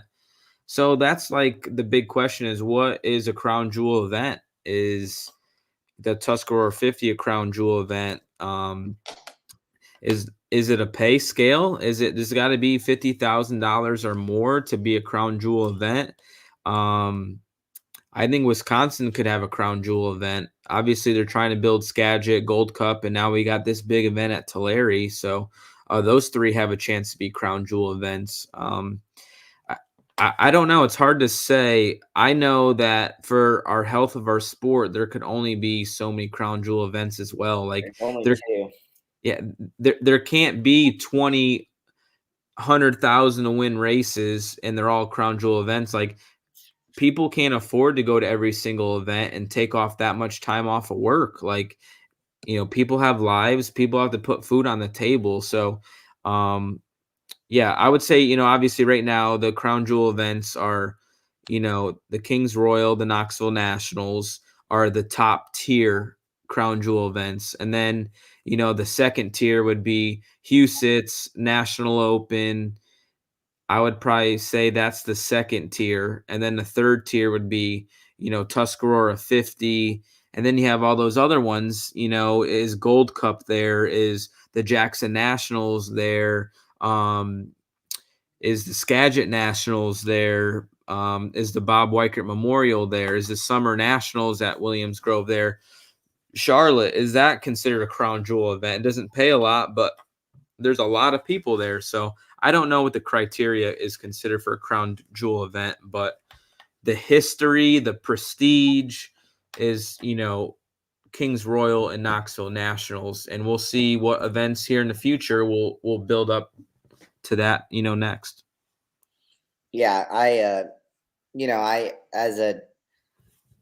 when I got into racing and really understood that I had the ability to be a race car driver, and knowing a little bit of the history before I even started racing back in the 90s in Calistoga Speedway and getting to go there and race. And I always knew about the Knoxville Nationals and the Kings Royal. So, I mean, they were kind of televised races. So you got to, before the streaming stuff, watch these races on TV. And, I used to go over to our friend's house, the Griffin family, who essentially got me interested into racing. And he would turn the speed channel on and record it. And I would go over there and watch the races with them. And they had numerous World of Outlaw events on there. So to me, I have,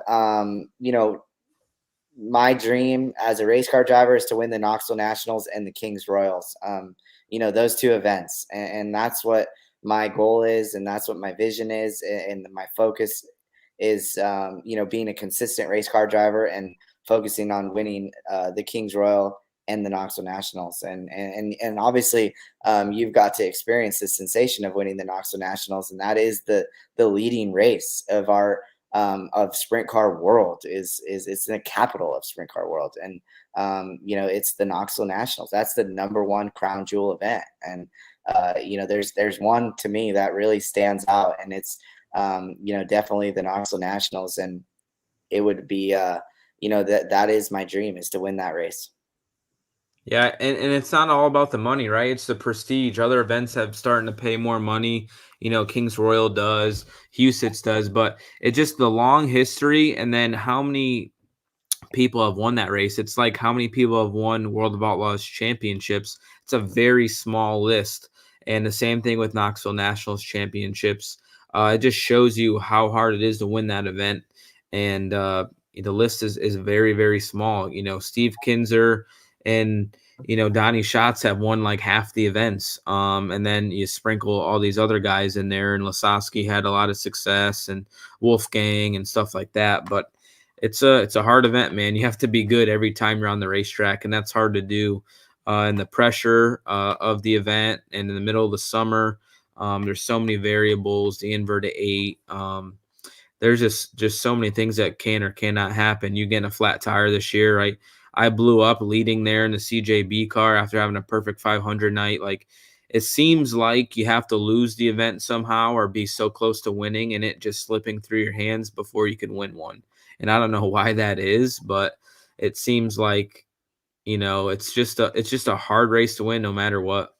It's what makes us all come back. Yep, for no doubt. Mike Richards says, how's the new shop coming along? If Mike is talking to me or Rico, I'm not sure. As far as me, the dream is for me to build a steel building or a shop on my property, but it will not be able to be very big, probably only like a 30 by 40. So kind of like a big 2-car garage, and we'd love to have a couple lifts in there. But there's a vacant piece of property next to me I would love to buy one day and build maybe a house or a big shop on, but real estate's so expensive right now. Interest rates are so high.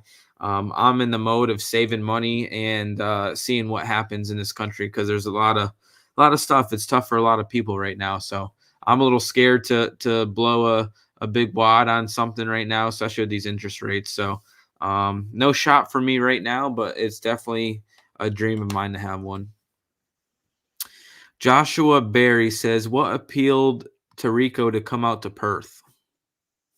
I know Perth Motorplex has one of the nicest facilities in Australia, and it was, it just suit. I have a tight relationship with Luch Monty and Buzzy at RPM, and with Brian Matherly helping me navigate this Australia trip. We've been working on it for like 6 months now, 7 months, just getting all the pieces to my car over there. And, I'm going to take my seat and some shocks with me from Ricky. And I got Ricky on a tight schedule so we can be able to call him with the time difference for help. And I'll be on FaceTime with him. Rick, this thing's a shit box. What'd I do?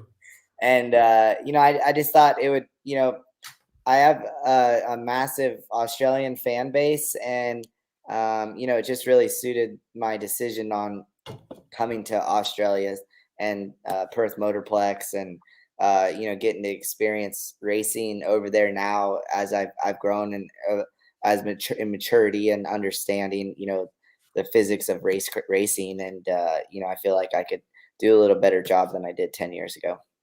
Yeah, me too. I haven't been there. I think I went 2010, 11, 12, or 11, 12, 13. I went 3 seasons. Was an okay equipment, but not top tier equipment. And obviously I was way younger. So I'm excited to go back there eventually. Beautiful country. And man, the fans, are very passionate, have a good time. The Classic is always really fun. So hopefully you could get to the Classic this year and make that all happen. Bobby Joe Wren says, what do you guys think when the NASCAR drivers come and drive Outlaws?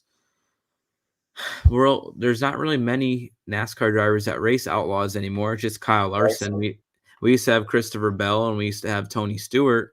And Ricky Stenhouse doesn't really race with us ever.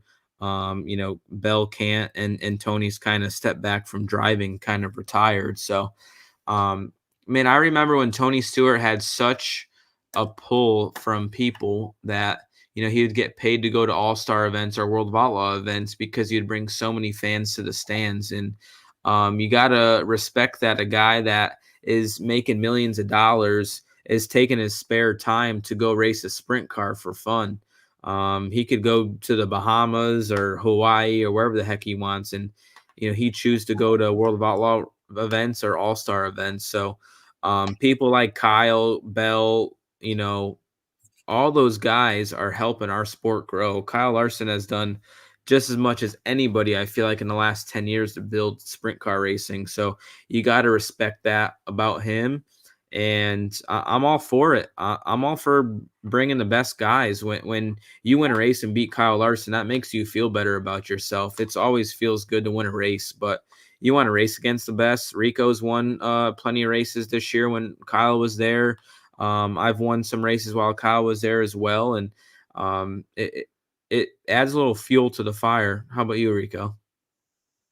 I mean, I think it's great for the sport that they come back. You know, Tony really set the mold in sprint car racing of like the attraction from fans, from that crossover from NASCAR and what they built their brands there, and allowed them to come to the races. And you see Kyle doing that, and Ricky, and you know, a few of these other guys, Alex Bowman, dipping his feet into sprint car racing, because it is a fun sport, and a place for them to get away from that pressure of being a, you know, high paid athlete, stock car driver, you know, and it allows them to kind of shut their minds off on, you know, stock car racing and driving in circles for 4 hours. And it's, you know, so it's great for our industry, and, you know, what Kyle has brought to the table here, you know, with his success, and he brings a lot of fans to the races. So it's important for us to,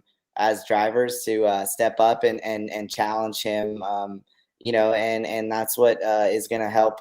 You know, I know my brand extremely elevated last year, and beating him in a few of the high limit races, and you know, and you winning at Lernerville was a huge bump. I had to be for your fan following because of the people that were there watching, and you know, the people that were on Flow watching, and you know, when Dale Jr.'s there, you know, participating in the event, not racing, but being a part of the event, you know, you know, those people draw a lot of people to our sport, and you know, it can really change the aspect in someone's brand if having success consistently at those events, you know, and you're kind of piggybacking off of their success and what they do.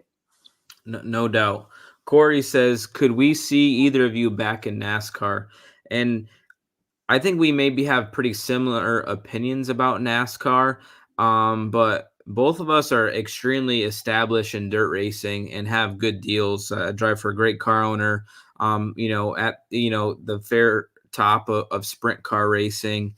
You know, really, I have it really good right now. Now, I wouldn't lie to you and say, like, when I grew up, I didn't know what a sprint car was. I grew up from Connecticut. I didn't see a sprint car race till I was about 13 years old. So I love sprint car racing. I think it's one of the most exciting racing series and cars out there. I feel like you could showcase your talent the most, way more than NASCAR. But I won't be lying to you guys. Like, my ultimate dream and goal when I was a kid was to be a NASCAR driver. But once I learned, you know, the business side of NASCAR racing, and, you know, I'm not Bill Elliott's kid or Dave Blaney's son or any of these things. So it's hard for me to really get a fair shake. Now, Kyle Larson didn't have any of that, and he has extreme talent and had a lot of things go for his way. The Drive for Diversity deal in ARCA really helped him get in there in the beginning of the Toyota stages, and then Chip Ganassi locked him up pretty early. So, you know, his was a little bit of a unique situation, but he also won in every car he got in. But it's hard to say. Could I see myself back in NASCAR? Probably not. You know what I mean? But somebody like who's the guy that drives for Junior Motorsports? The older dude. He's moving on. Justin Allgaier. No. Josh Berry. Josh Berry, right? He's like 40 years old, raced late model stocks, and now he's going to be a full-time Cup Series driver for Stewart-Haas Racing next year. So you just never know. But look at the years he invested into it. Yeah. I mean, yeah. He had a very successful career, even if he didn't become a stock or a cup driver, you know, and everything just kind of played out for him to fill that seat as somebody was stepping down. And so it becomes inspiring to see those guys that grind that out and then get the opportunity, you know, and they might have never even, you know, it might have been they dreamt it years ago and been satisfied with the position they were in the industry, and then a door opens up and now you have you know, unlimited resources now to become one of the best cup drivers in the sport. Yeah, I mean, I mean, Rico, obviously, if I if have no interest in stock car racing anymore.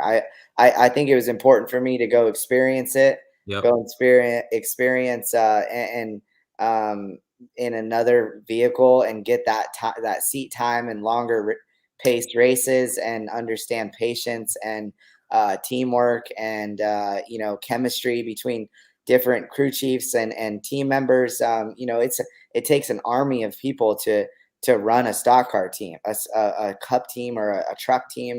And I never understood that until I got to go experience it. And, I don't regret doing any of it, but I knew after, my first season in truck racing that this just isn't for me. This isn't my mold.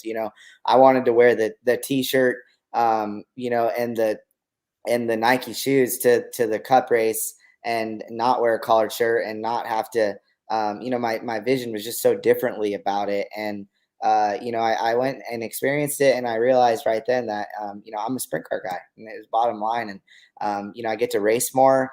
The races are in and out. They're shorter pace races, more my style of racing. And you get to go to all these different dirt tracks across the country, and you don't have to sit a week and you can race a few times during the week and just get all that seat time and be with the best fans. Yeah, I'm sure in that time and moment, right, your goal or dream was to become a NASCAR Cup Series driver, and you learn the business. We've talked about it. You had a little bit of help from Toyota, and then they come back and say, "Hey, we want $1 million or $1.5 million or $2 million to race 20 something races in trucks." It's just like it's insane. And for you look at spending that type of money, what you could do and invest in your own self with your own team, and the money you put in, you at least get to keep the equipment that you put the money in, where NASCAR, you don't get any of that back. So it's a tough business. It's good to experience it for both of us. And Yeah. we found our mold and our niche in the industry of motorsports. And this is my focus now. Man, I wish I was 10 years younger, because how this sport is growing the last 3 or 4 years in sprint car racing, like it's on this big track. Like this is Dogecoin and freaking Bitcoin I'm during just hitting COVID. my prime. I'm ready, bud. I'm feeling good about it. I'm in my prime too, but I'm saying in 10 years, this thing might be insane in 10 years. You know what I mean? Shoot, we're gonna be in our 40s, Enrico. We're gonna be a bunch of old men. You better take advantage of it all now. Yeah, that's for sure. We're gonna keep it rolling. Matt Beasley, big fan of both of you guys. I appreciate the honesty and realness you both give to us fans. Being from PA, I am curious, do you feel we still have the toughest local competition you face? Sadly, I'm gonna say no. You guys lost a lot of car owners in PA. There used to be a lot of hired guns in PA. The 69K and Lance Luis breaking up, that made it weaker. The whole thing with Macri breaking up, could they come back to form where they used to be? You break up for a year, tires change. We got different crew chiefs now. Could they get back to where they once were? California's got such unique tracks. I think they're just as tough as anybody. But honestly, local racing is down across the country, and everybody has noticed it. It's hard to financially race 410s on a weekly deal. So, I would say California is probably number one right now if I had to guess. And PA is not way down the list at all. They're probably second or third. Knoxville's way down on weekly competition, I feel, than where they used to be. So I'm going California. What do you think? I think California has definitely increased their level of talent. And you see the generational shift in Pennsylvania, and teams breaking apart, and that those molds just aren't staying consistent. And we had a big change in the industry with tires and teams changing to that concept or baseline to their setups. And so it became difficult, and I felt like the tire suits California style racing better. Yep. And you see those guys have a little bit more success when the Outlaws come out there. Yep. So and then you see guys from California do a little bit of traveling and have success in the Midwest. So I feel when Pennsylvania is they're really good at their certain tracks, and then outside of those tracks, it's very difficult to be consistently competitive at with the top competition. Yeah, no doubt. I agree. Mike just referenced back to his original question. No, I was talking about the new 2 race shop at Huset's. So we are building a new race shop, and we're going to have it finished by next year, and really excited for it. It's going to be the state of the art facility. It's going to be a little bit of for Todd and his businesses and offices, but also house our race team. And it's going to be really, really cool. So hopefully by the High Bank Nationals, Rico, you come hang out, have a couple white Yeah, claws or shots.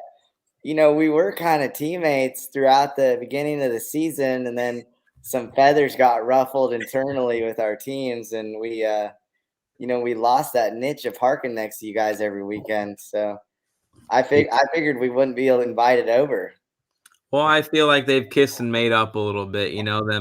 Them old stubborn sprint car guys, they get mad, but then I over don't know, time man. they soften back up. We'll see. We didn't get invited any more dinners over Rick's house later in the year. I You know guys that. got you guys got a hard cutoff from Mama Bear at home.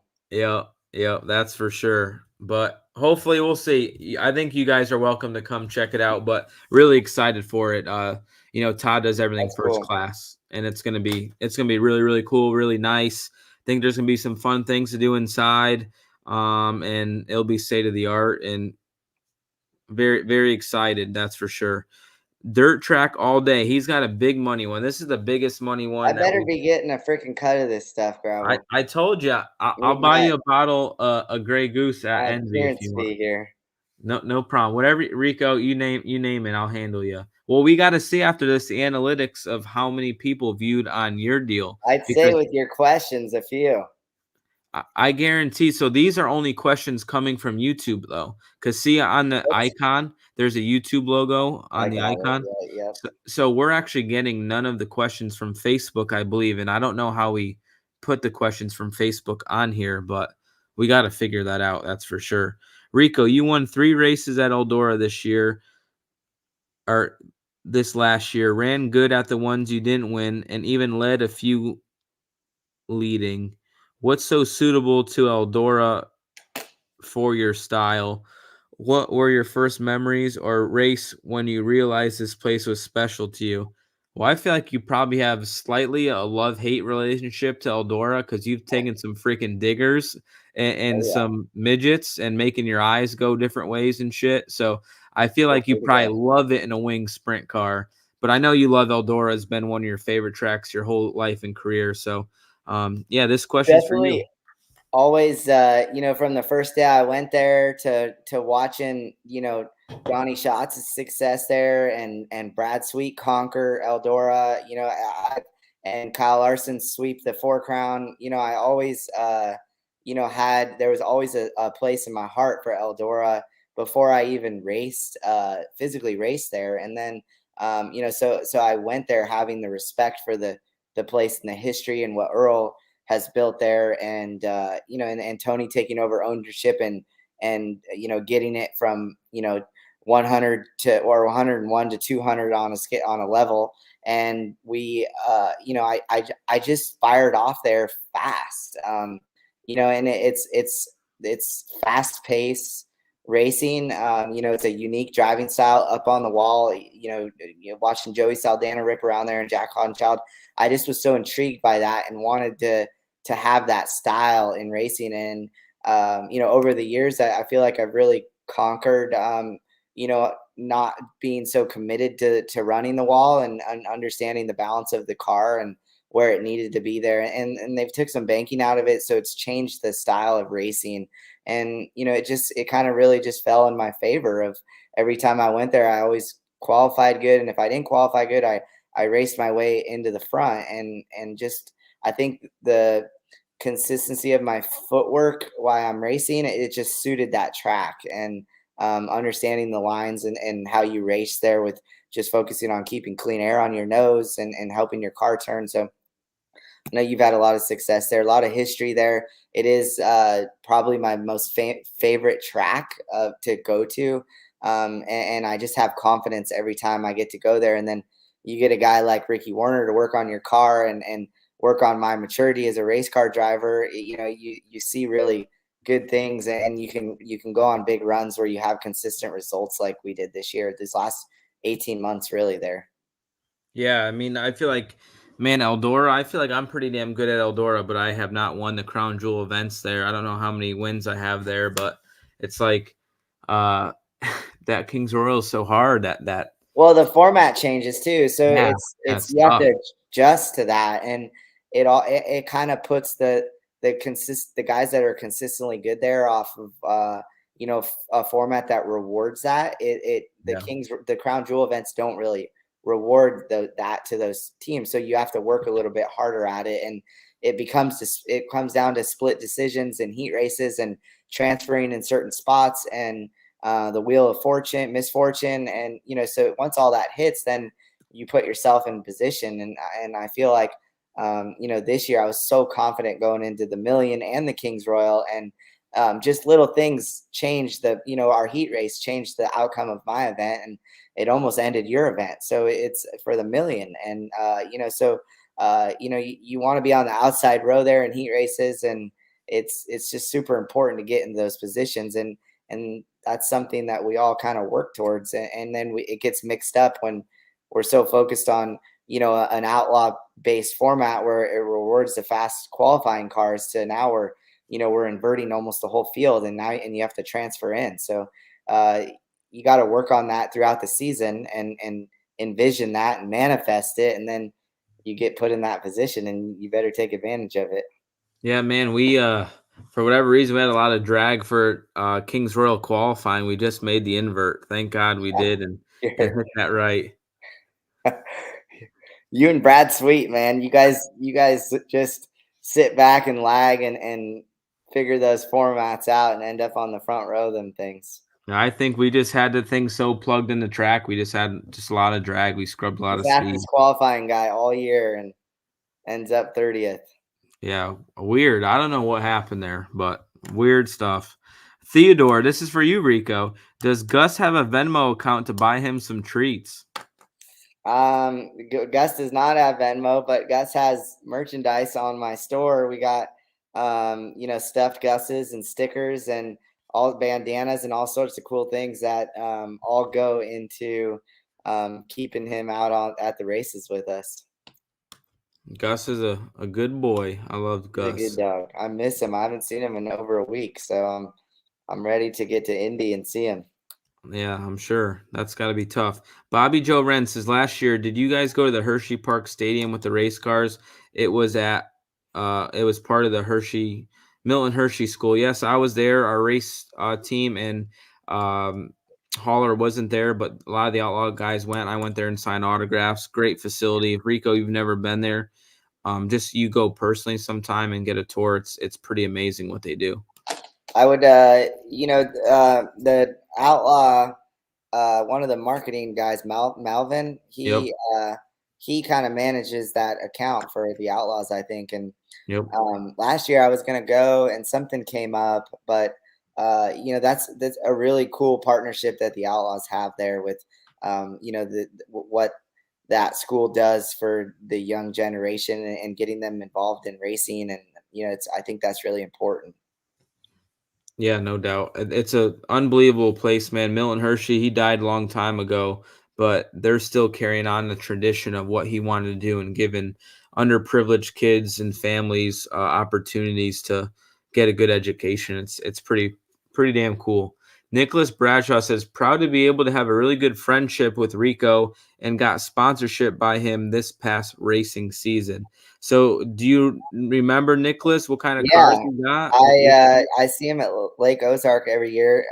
Cool dude. We exchanged phone numbers. I helped him out on his you know, the four banger there, and Yep. it was cool to follow him throughout the year, and put together all this sponsorship to keep him out there racing, and he's following a dream, and I think it was really important for me to be supportive to somebody like that. Yeah, cool, man. That's nice. Yeah, I've helped out a similar guy as well that his kids racing outlaw carts and bandolero type cars and stuff like that. So it's definitely important to keep the lower tier guys going, right? Everybody spends their hard-earned money to race. If it's going to watch races or going to race yourselves, and it's an expensive sport, not everybody is as fortunate as we are. So it definitely makes you feel good when you help those people out. So here's a bomb right here for you, Rico. So Rico, high limit outlaws, true outlaw next season. What's the plan? How do you respond to that, Rico? Oh, those are easy questions. So it's really positive what's going on in the sport right now, and I think it's important for all of us to see the schedule. I've always had this true outlaw.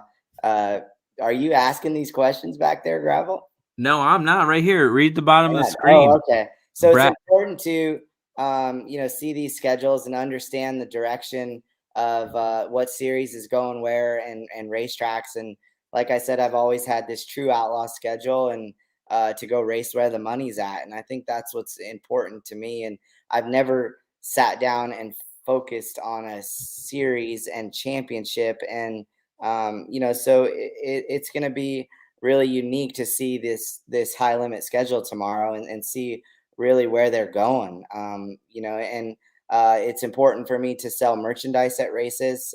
It's important for me to support events that are growing in the sport and injecting money into the sport. And I'm very intrigued by the West Coast swing by both series. I'm very intrigued by what Todd Quirin is doing for the sport, and Husitz, and the Knoxville Nationals and the Kings Royals. Those are number ones to me, and I enjoy getting out to California and racing. So you're seeing both series go out there, and it'll be fun for me to support both of them, really, and compete in high limit races and World of Outlaw races, and be supportive to both series. And being able to sell my merchandise is a big thing for Megan and I and Gus at these events, and the fan interaction. I got to do get a little taste of points racing with Larson in the high limit series, the weekday stuff, and that was a lot of fun to get to do that and bounce back and forth between World of Outlaw and All Star events. And I enjoy supporting people that support the sport. And like I said, I'm really intrigued to see their schedule. I haven't seen their schedule. I talked to Brad a little bit at Charlotte, and and just the kind of the aspects of what direction they're going. If it's a big zigzagging schedule like the Outlaws have been in the past, that really doesn't interest me. And I've always been kind of handcuffed with the World of Outlaws of merchandising and been able to, I looked at as, a loss for everybody when a series like that handcuffs teams to not sell merchandise. And I feel like the fans get torn in those situations, and I don't want to sit here and support a series that's not going to support me back. So, I see myself running high limit races, local Knoxville races. I see myself running outlaw races, and it's just got to make sense for my schedule. That's all. Yeah, I mean, it's going to be interesting to see, Skagit, Tuscarora 50 is a cross country drive. Um, you know, that's it. That's an interesting demographic, but there's going to be a lot of money up for grabs on the West Coast. So, be interesting to see who wants to do that, who doesn't. But, And you know, you'll see teams that support the series that know that they've either already experienced that, or they're excited to go experience something like that. That's going to be a tough part of the schedule. And I think for people that do it logistically, they have to understand how it works, and doing that traveling. That's hard on the team. But I've done it. I've been doing it for 10 years now, and I've done the Skagit to Tuscarora 50. I did it 3 years ago, and I did it with Scotty Martin and Zach Middlebrooks, and it was a tough drive, but I was excited to get to Port Royal because Port Royal puts on great events, and Kevin Rudin did a a massive event at Skagit with the Outlaws, and that event's growing. So I was excited to get there. So it made that trip super easy to us to do. Yep, for sure. Let's keep it rolling, and then we'll talk about the Outlaw schedule that came out today, and then we'll get you on your way. Out of curiosity, are you guys excited to come back to Fremont, Ohio for the first time since 2016? So I don't know if Rico will be there or not. Obviously, I will be there. I spent a lot of time at Fremont, my All-Star days, 2009, 10, 11, and a little bit of 13, and raced, Fremont multiple times a year.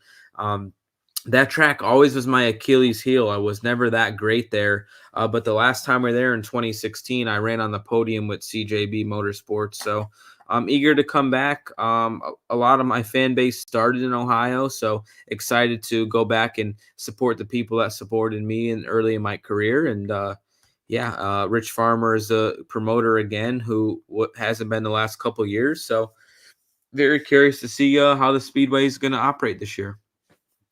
I went last year with Ricky, and it was or it might not have been with Ricky. I thought I went last year, and I always enjoyed getting to go to Fremont, and I always watched Dave Blaney because him and George Fisher, or Dale Blaney, George Fisher, were always super fast there in the All-Star days, and so it's a cool track. I just know it's very unique because it's flatter shaped, and it gets super slick down the straightaways and in the corners, and you got to really maneuver your car and be perfect out there to win a race. I always knew it was extremely hard. I never won there, but finished on the podium once or twice.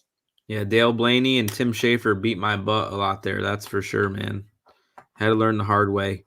Captain Ron says, Rico, watch you race years on the West Coast. Favorite West Coast track? I've seen you dominate races at Watsonville. Thanks for the stream, David.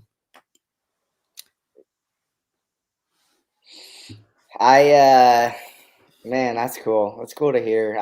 I grew up, my first ever race was, I tested at Hanford, and then I really ran, the weekly Watsonville stuff with the Kading family. So Watsonville's got a soft spot in my heart and I enjoyed getting back there a few years ago to race.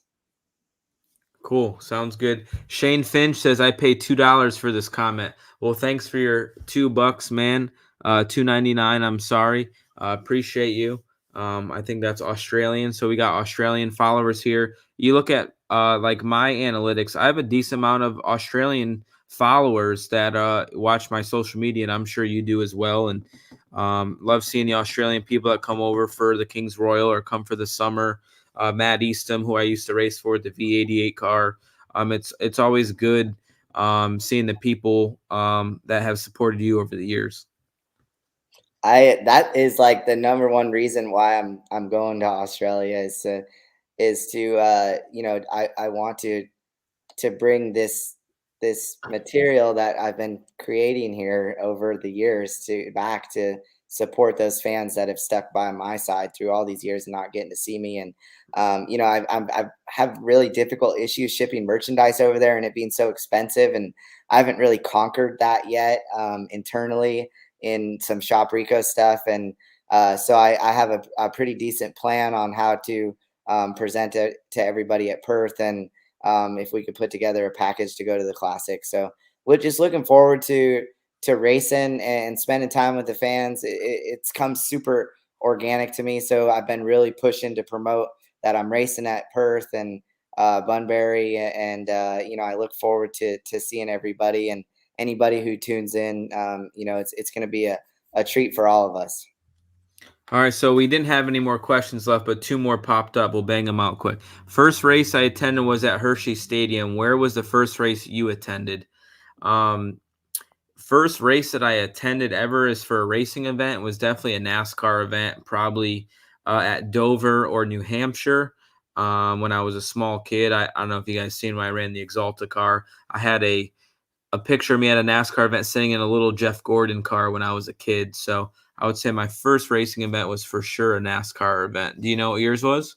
I would have gone, it would have probably been like 1995 or 6 to the Harvest Classic at Calistoga Speedway right here, about 7 miles from my house. So Danny Lasowski, it had been maybe 99, 98. I know Danny Lasowski swept the weekend. Jack Hottenchild won one year, and it was all a blur, but I remember like getting Steve Kinser's autographed and the green Quaker State car. And it was, it was definitely in the 90s. And I'll never forget bits and pieces and the cars going by. And it was a pretty cool place. Yeah, I'm sure back in the day, Calistoga had, I know there was multi-day events there. It was packed. Yeah, it sounded like it was really cool back in the day, kind of like Ascot. Spike Fast Racing says, El Rico and Senor Gravel, besides racing, what are your hobbies and interests and passions? What would you do for a living if not racing? I'll answer first.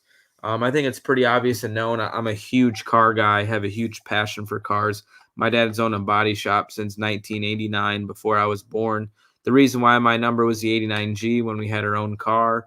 I have several cars. I have, I don't know, 7 or 8 cars.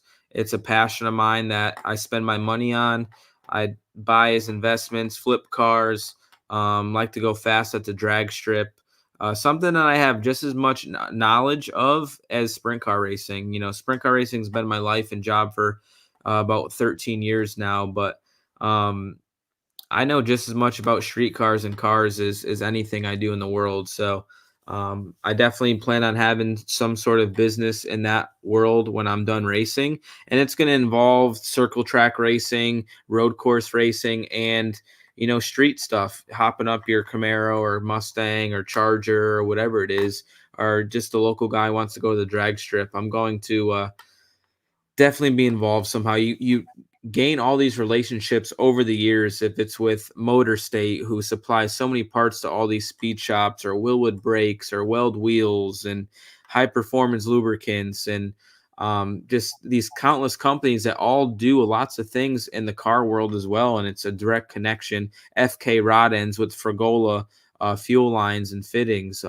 There's just, it goes on and on and on. And I think that's why this sport is cool, and motorsports is a small family. And I'm looking forward to that. And I love sports. I'm a big fantasy football guy. I got 3 fantasy football teams, and definitely love sports. And I'm in a unique position is getting late in my career, my age level of racing, and finding it as a hobby, and being so invested into it. I'm lucky that and very fortunate that my family has been able to develop a unique business in farming and the wine industry, and I have lots of passion for. So I really enjoy my time at home and assisting my father and brother in everything they got going on here. And I appreciate drinking, really good wines and Eating good food. and eating good food and understanding my palate. And, it's making me thirsty and hungry talking about it right now. But, in my off time, as I've gotten older, I really appreciate just spending time with family and friends. And, we'll go to Top Golf every now and then. And, Megan and I will find something fun to go do. And having Gus, we've been into taking him to dog parks. And, there's a really cool dog bar, they call it, in Lincoln. And, it's a bar that you can let your dogs go and play at, and also serve drinks and just a good social time. So I thought it would be really cool one day to create that in the Napa Valley, which no one's ever done. And, we just found this a couple months ago. So, it's just, we're lucky to be race car drivers. We're lucky to get to go do all this cool stuff. And, so it's fun to just appreciate, these times and getting to do these cool things. I feel like it's hard for us to have hobbies, right? And other interests in life. It's just, it's difficult to make happen. Yeah. We have Yeah. busy Just, like, I love cars and stuff, but I haven't been to the drag strip in 2 or 3 years. All my cars are being worked on, and I can't work on them myself and don't have time. And my Viper, I drove maybe 100 miles last year. Like, you just don't have time to do it. But I would say the one thing you miss on, Rico, is probably fitness for you. I feel like you take serious your fitness, and Obviously, you have a unique situation. You got to take care of yourself. And I think you do a really good job at staying fit and strong. And you're freaking ripped. And you go every day and you stay regimented. Like, I respect that because it's hard to do when you're on the road in hotels and driving a t-shirt trailer here or there. You know, the last thing I want to do is go and work out. But it seems like you always make time for that. Yeah, and it's good for my mental toughness, and it's good for my health, and I enjoy that space, like, by myself, or if Megan comes, or if I go work out with Brady, and it's kind of a quiet time for me, where I'm able to put some earphones in and my headphones on, and just blare some cool music and get pumped up, and get a good cardio in or a good lift in, and I feel like it really helps me as a race car driver as well. So I take it very seriously, and I feel unsuccessful if I don't go and at least get something done with working out, or burn some energy. And I really focus on drinking lots of water, and and getting some good workouts in. So I feel like if I ever get into critical situations, your mental toughness is that's where you beat it right there. For sure. Well, sounds good. Let's bring up this World of Outlaws schedule. This got dropped today. You're saying you're eager to see the high limit schedule. The bummer about this schedule doesn't list next to it what the big events are or what they pay. But obviously we start the season off at Volusia, pretty standard, the bike week stuff. We did that before. And then really the beginning of the season is a big unknown in the sense of we haven't been to really any of these tracks. You see this Cannondale. Lots of March races, February and March. Never been there, right? Cotton Bowl, we've been there. Big O, never been there. Lawton, we've been there. Thunderbird, never been there. 81, we were there. He won the Jason Johnson Classic there. US 36, we've been there. Arrowhead, never been there. So 1, 2, 3, 4, 5 racetracks or 5 races in the first like 15 races that we haven't been to. So that's interesting. And then we kind of go back to the normal stuff. I-55, Paducah. I don't think you've ever been to Paducah, but man, what a cool shaped racetrack. I don't know how the facility is. Back in the day when I went, it was a nice facility, but I'm excited to go back there. That's a track that was pretty cool, and I ran pretty good in the 89G back then. Then you got, obviously, Hobstadt. You got 2 at Knoxville for, I don't know if that's the Brownells Big Gun Bash, that one, but back to Jacksonville, which, has a good following, but in my opinion, that's a midget track, not a sprint car track, but we're going back to Jacksonville. Eldora for 2, which I'm sad we're losing the 4 Crown, so we're going to Eldora, Lincoln, Williams Grove, all normal stuff that we're used to. Attica, Sharon. Now, the difference here is we're going to Atomic. We're not going to Lawrenceburg this year, which I know was one of your favorite tracks. What happened there? So there's a new promoter now, and I guess the promoter that owned it owned all the equipment and had an auction. So there's a new guy running the facility, and they're supposedly taking banking away from the track, from my understanding, and they just want to see how this year goes with Lawrenceburg. So I'm going to say they take a year hiatus, see how the facility goes. And we have a 2-day at Atomic instead. And then we're at Fremont. I think that's a Monday or a Tuesday or something like that. But Beaver Dam, we're there for 2, man. They get a great crowd, great racetrack. I hope that race could pay 50,000 or 100,000 one day, because it can. That's how many people go there. River Cities, they kill it too. We're hoping they step up there, put a fence around that place, maybe pay a little bit more as well. Ogilvy had fun at that racetrack this past year. Cool racetrack in the middle of nowhere. Got a great crowd. Pretty good facility, but a fun track. And then we're at 2 at Knoxville again. Excited to have some dates at Knoxville, get some seat time. And then we got the big Husitz, 100,000 to win on the Thursday and 250,000 to win on the Saturday, High Bank Nationals. So appreciate Todd throwing up a lot of big money there. Cedar Lake, always a good racing track. We're off the 4th of July, so this is like the pre-4th of July weekend. They'll do their fireworks show. Always a good atmosphere there. Then we got 2 at Wilmot. Wilmot's used to be a really good track for me. Lately hasn't been the best, but again, I'm all for being at racetracks 2 days in a row. And then we got the Brad Doty Classic, and then it's going to be the 2, if it's high limit races or flow races, whatever that's going to be, all the teams will probably be there for the historical big one or whatever they're going to call it or whatever it's going to pay. Got Kings Royal. Then we got BAPS coming up. Man, BAPS was a lot of fun this year. Excited to go back to BAPS. Summer Nationals. And then this is a tough stretch here. Man, I love Weedsport, but they're making us go Friday, Saturday, Williams Grove. And then it's like a 4.5 hour, almost 5 hour drive to Weedsport on a Sunday. And then we got to haul ass to Peely, Missouri for Friday, which we got to be there Thursday. So that's going to be a tough little stretch there. But, we're going to take that weekend off, July 4th and get rested up for that. Then we got Ironman, Knoxville Nationals. Then after Knoxville, this is when it's a little bit different. We got Jackson Nationals, which is the same, but we go to River Cities and Fargo. Then we go back to Huset's, where Huset's is at is where we used to go to Skagit.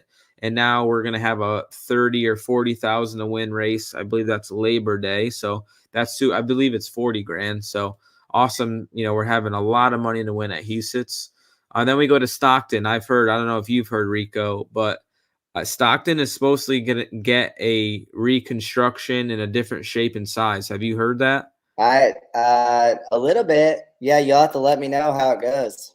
Yeah. So Stockton is, supposedly changing their size. I seen the last race they had. The track was super rough. There was no permanent light poles there. They're all mobile light poles. So that shows me that they are changing the racetrack. So we'll see how that goes. And then we got King Speedway for the Tom Tarleton Classic, which pays good money. Bakersfield, a cool little short track. I really like that track in Cali. Merced, it's like a I-55 track. It's very exciting. We got Tulare for the Dennis Roth Classic for $83,000. And then, man, that's a trip from Tulare to Wayne County. I don't know. I'm guessing that's after the Four Crown. It wouldn't be the same weekend as Four Crown. I'm not sure, but obviously we lose that date of the Four Crown, which I'm not disappointed. To me, it made no sense. Why are we going to the Four Crown Nationals on a Friday and then we're not racing there on a Saturday? To me, it's like either we race there both days or we don't. So I'm not too upset about it. I love Eldora and the way it races, but if they're not going to have us for both days, then I totally understand it.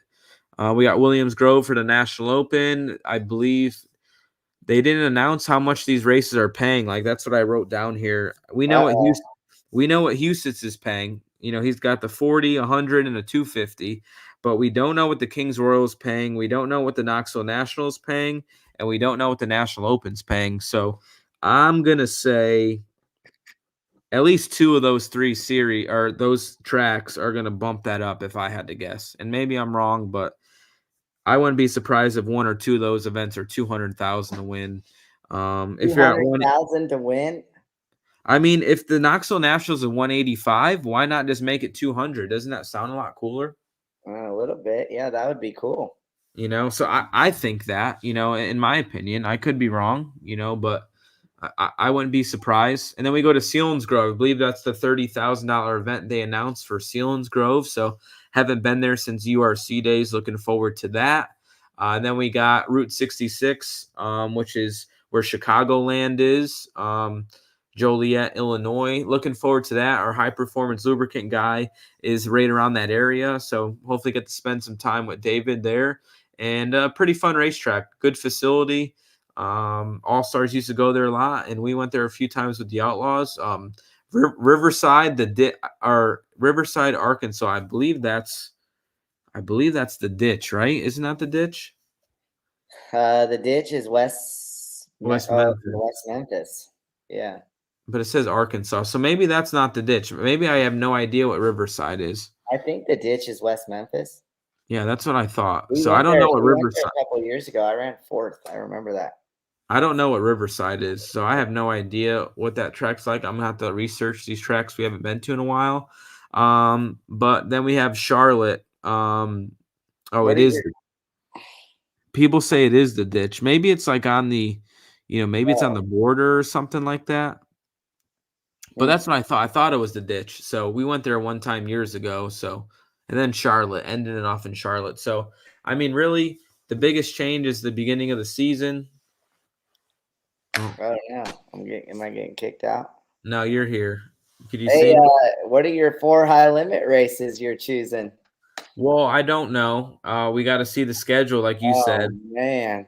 but we can't go to those West Coast races, obviously. Uh, Um, but the obvious answer is probably the Eldora, whatever they do before Kings Royal. So that's 2 of them. So we only have 2 open races after that. So yeah. we're just gonna have to wait and see. But I guess we'll see what these midweek Yep. deals These do. midweek ones. Yeah, because obviously you can't do the weekend stuff. So that's the thing with all this freedom. If you had all this freedom and you run the Outlaw schedule, the 4th of July weekend's off, so you have possibly that opportunity. But other than that, you don't have lots of opportunities to go to other events, Yeah. other than what the midweek stuff is. So it'll be interesting to see. I hope Lernerville's a 50,000 win race, and it's a midweek, and we can get there because I love Lernerville. But we'll just have to wait and see. Tomorrow. Yeah, what do you think about the Outlaw schedule? Do you like it? Were you I think it's surprised? busy. It's busy. Yeah, Obviously they got some good tracks on there, new tracks. yep, It's Husitz and is stepping up to the plate here to be a big time contender, and that's what you want to see in the sport. And Williams Grove, and they're all making progress changes in the right direction to increase their events. Increase the revenue in the events, and the events build, and you see investments getting put back in, and that's the Outlaws are a serious brand, and it's they have the crown jewel events, the Knoxville Nationals and the Kings Royal and the National Open, and now Husitz, the High Banks race, and at the end of the day, those are the granddaddy of them all when it comes to event base. So yep. there's a lot of good events on there. It'll be interesting to see this high limit schedule. I'm excited to see it and Me see where too. they're going, and just get to put my hands out like this and see where to go race. Yeah, no doubt. Everybody's excited for it. So we're gonna finish this off shortly. We're just gonna bang these questions out and let you go. Devin Karen says, "Hey guys, big fan of you both. Just wanted to say hi and that it was an honor to race with you guys a couple times over the years in my 360. Nice. Appreciate you, man. That's Yeah. a sweet Hellcat you got there. That's Sublime Green. Before I bought my Viper, I really wanted a Sublime Green Hellcat. That's my favorite color. Enjoy it, man. They're a great platform, great engine and transmission. So I love all cars. I'm a Ford guy, but I love Mopars and I like Corvettes as well. Jim Gelder says car count strategy. Would you rather see big purse races where the money is top heavy for the winner, 100,000 for example, or would you like to see that money spread out further down the field? See you at PRI. We'll see you there, buddy. I think it's a balance. I think the big money events are awesome and great. But I think that second should pay 50%. If you're going to pay 175,000 to 50, a million, I don't care what it is. I like the structure of paying 50% for second. And I know there's a lot of reasons why people don't or do it. You like the PR from having big money events and having that big number. But as far as a driver, things got to line up to win these big races. You could be maybe the best car, the fastest car, but it doesn't mean you're going to start up front or the tracks are racy enough where you could pass these guys and make this stuff happen. So I've always respected Knoxville Nationals purse. I feel like that's why that event is so well respected, because they have such a strong purse. No matter if you're in the B main, the A main, it doesn't matter what it is. They pay good every time you're on the racetrack. So I support more of that structure as a sprint car driver. I'm not a track owner and I'm not a team owner, but as a sprint car driver, that's the type of purses that I support. Yeah, I mean I always thought it should be 10% of, like, if it was 15,000 to win, it's 1,500 to start, and it's 24th through what 16th or 14th, and then where you were getting that start money, and then I feel like it should be 50% of the to place in second, or finishing on the podium should be rewarding, not as rewarding as a win, but there should be a massive incentive to finishing on the podium of these sprint car races, and and then it's a breakdown from there. Yeah, I mean, I run second at the Knoxville Nationals, and it was 85,000 or whatever it was. I mean, that's huge. I run third at the Kings Royal, and I get 15,000, and to me that's a little frustrating. You're paying 175 up top, and you're getting just 15 for third.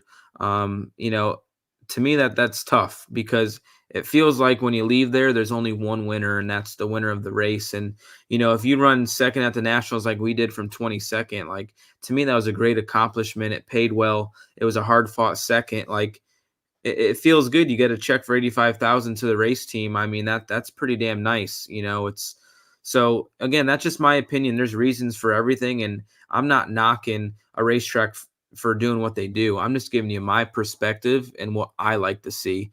And not everybody might like that opinion, but I agree with you. If you finish on the podium at these crown jewel events, it should feel like it means something. You agree? That's it? We're putting that to bed? I'm good. Yep. Teresa says, "Will you come to Eagle, Rico, and maybe Gravel?" Eagle was, Tuesday. It might be on a Tuesday. It was on a Tuesday last year. I mean, it was ultra successful event. They There packed the was place. so many people there. I sold so many T-shirts. It was crazy. With I-80 closing, I mean, why not, right? I Like, stayed it like makes an hour and a half after the races and signed autographs, and I mean, there was so many people there. if it pays 50,000 to win and we could get there logistically, probably a good chance we potentially go there, I would say. I'd say that place is, I love that they're at that high limit picked a race there and kind of brought some excitement back in that track. I heard some bits and pieces of history of that place, and I know Megan's family being from Lincoln, Nebraska, and all the history they have in the general area of Lincoln and racetracks, McCool Junction and Eagle, and I-80. And I never got to race at I-80, but I knew about Eagle, and I raced at McCool Junction with Keith Coons, and Yep. finished on the podium there, and I believe I actually won the race. It was 2011 or 12, and it was really like my first taste of success. And Eagle was an amazing race last year with Larson and Brent Marks and myself, and Kofoid got into the mix, and the chicken was in the mix, and it was I couldn't believe how many people were there. Yeah, great track. Definitely would like to go there. Just have to see how them to step it back up this year. So nothing's a layup, and you still have Donnie Schatz in the mix. You guys better watch out for Gio. Yeah, Gio too. I mean, Gio is really, really consistent and good. So I don't think there's going to be a layup in the high limit series or the World of Outlaws. Everybody's going to see the opportunity that, it's wide open to win the World of Outlaw title. Now, I'm confident in my ability. I'm confident with our race team and where we're at and how much Cody has grown as a crew chief. I feel like he's continuing to mature and get better, and it's showing on a consistent basis. So we're going to see. I never thought it was a full court shot with the Outlaw Tour. I mean, I felt like statistically we were the team to win the championship. We just had a flat tire. We broke something in their race car that wasn't anybody's fault, and then the driver screwed up and crashed. So those 3 nights, you can't get them back, and Brad didn't DNF one time. So it is what it is. Jim Eanhouse said, "Speaking of safety, do you prefer no inside or outside guardrails, inside tires or outside tire walls or cement walls?" I don't like concrete in sprint cars. Concrete is way too stout for our chassis. We can't take hits from concrete. I hate infield tires, especially big ass tractor tires. those are terrible. The worst idea ever in sprint car racing. I would like a consistent curb or berm or something like that that doesn't disrupt the car real bad. I don't like a too big of a berm because if you hit it, you could still flip. So to answer that question, no inside tires and no concrete. As far as guardrail or not, I mean, I would love to have like safer barriers and shit, but or at least maybe foam blocks like Fremont does, or I know like Atomic has a little bit of. So that's me. No concrete, no infield tires. What do you have to say, Rico?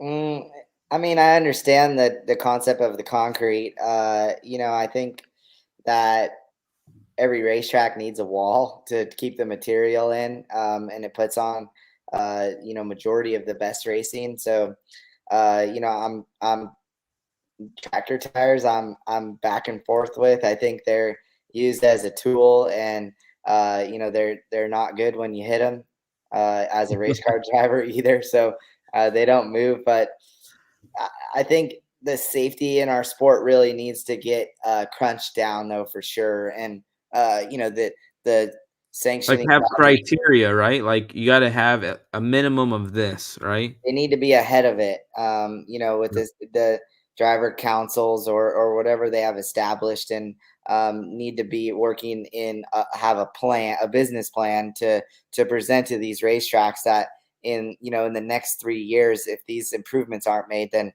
our series isn't coming back. And I know some of that is going on behind the scenes, but I think it's really important that series put their feet down and really dig their heels in the ground to these tracks and not just roll over and pee on themselves when there's a leverage or an ultimatum put in place. You see the World of Outlaws doing that right now with racetracks. I think it needs to be really more looked on the safety side of things instead of just a networking leveraging side of things. We got to look at the big picture in this sport, and it's keeping the drivers healthy and safe.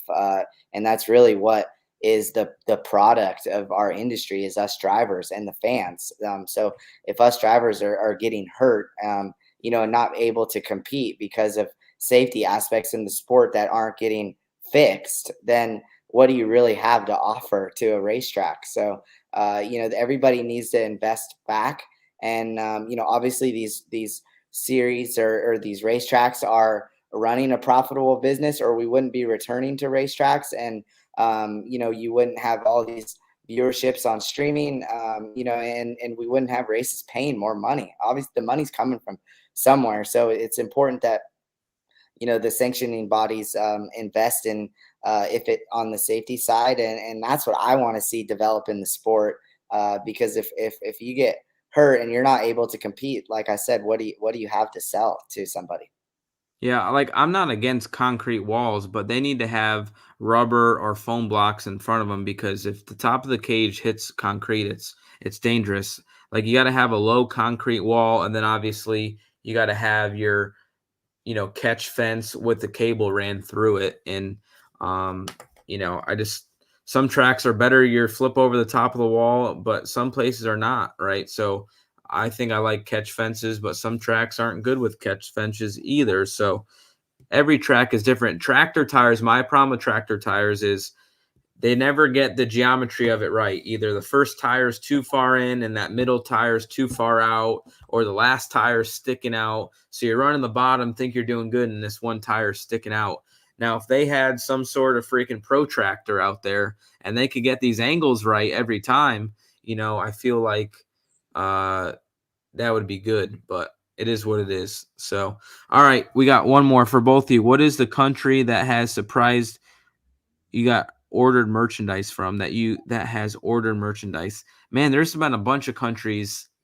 I don't know if it's Iceland or something like that, but I've gotten some weird countries that have ordered from me. I know South Africa. You probably know a little bit. I sent a few items to South Africa. I thought that was really cool. Yeah, for sure. Travis Johnson, do either of you have a hidden gem that you must stop at each time while on the road as far as restaurant, gas station, landmark? Rudder's chocolate milk, Cookout in Charlotte, McAllister's in Indy and Penn Station, the pizza place in St. Helena, PTV or whatever it's called. Yeah, Pizzeria Trevina. Yeah. I like stopping at the Whistle Stop at Eldora. Yep. And I like going to the Crab Shack in Maryland by Hagerstown above the racetrack there. Yep. That's a special spot for me. And I like doing Mama's Pizza in Pennsylvania and Rocco's Pizza place by Lincoln in Pennsylvania. And I enjoyed that time. We got to go to Philly and try that the cheesesteak or the Philly cheesesteak and that slice of pizza from that famous pizza place. That was fun. Yep, no doubt. I'm a big foodie. You're a big foodie. But I'll let you go, Rico. 2 hours and 40 minutes. We wanted to do an hour. It felt like the first 2 hours went really, really fast. So I appreciate your time. Looking forward to the high limit schedule tomorrow and your announcement. And looking at going to Club Envy at the PRI show next week. Thursday, bud. All right, I'm there. Well, all right, Rico, thanks, buddy. Have a good night. Appreciate you. See ya. All right, Rico Abreu, guys. Give him a round of applause in the chat with an emoji or something like that. Appreciate Rico for coming on, spending 2 hours and 40 minutes. We had about 1,000 to 800 people the whole time. Appreciate you guys for supporting the show. I feel like we talked about a lot of good things. Outlaw schedule coming out was a big deal. Big deal tomorrow with the high limit. I think once that happens, people are going to start dropping bombs on who's running where. But I got to go check how this football game went tonight. But thank you guys very, very much for the support. It was a great show. We're going to keep doing these. Not sure if we're going to have time for a show next week with the PRI show. Maybe we could squeeze one in early next week, but not sure if that's going to happen. We'll wait and see. But we got to thank our sponsors here at the end. Houston Speedway, Billion Automotive, Jackson Motorplex, Butler Built Seats. And then we're going to bring up these banners. Hopefully Carter is still awake. And we got to thank Lake Home Retreats. If you guys are in Wisconsin looking for a little mini getaway, check out Lake Home Retreats. I believe we'll have a discount code for you guys here in the coming weeks like we did last year. But if you're going to Wilmot and you want to go to a nice place, check out Lake Home Retreats for sure. Thank you for the support, guys. Marlowe's Metal Fabricating, Dover, Pennsylvania. Need anything made with metal, call up Donnie. He's a really, really good guy. Appreciate everything he does for the show. And the PRI show we are doing December 7th through the 9th. I will be producing content and supporting their show, doing stuff on social media. And then on Friday, I'll be at the Butler Built booth all week. We'll show you the Sprint Advantage gravel cut seat. So we have a new style seat with Butler Built seats that we're debuting at the PRI show. We'll be doing a lot of cool things, going to see our people at Whipple Superchargers. A lot of cool companies that have supported me for a long time, and looking forward to seeing everybody there. Well, guys, that is it for the show. Thank you guys very much if you stayed for the whole 2 hours and 43 minutes. Shout out to you guys. Love you all. Exciting time. We got High Limit guys, Jacob Allen. We got Sheldon Logan, World of Outlaws. Gio's back. It's going to be an exciting season. Looking forward to it. We'll talk to you guys next week. Enjoy your guys' weekend. Peace out.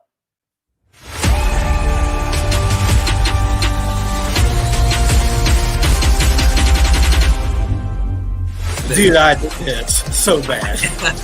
We don't want to look like to your crew chief here. Yeah, we don't want to look like we're soft. Yes, is it you or the car?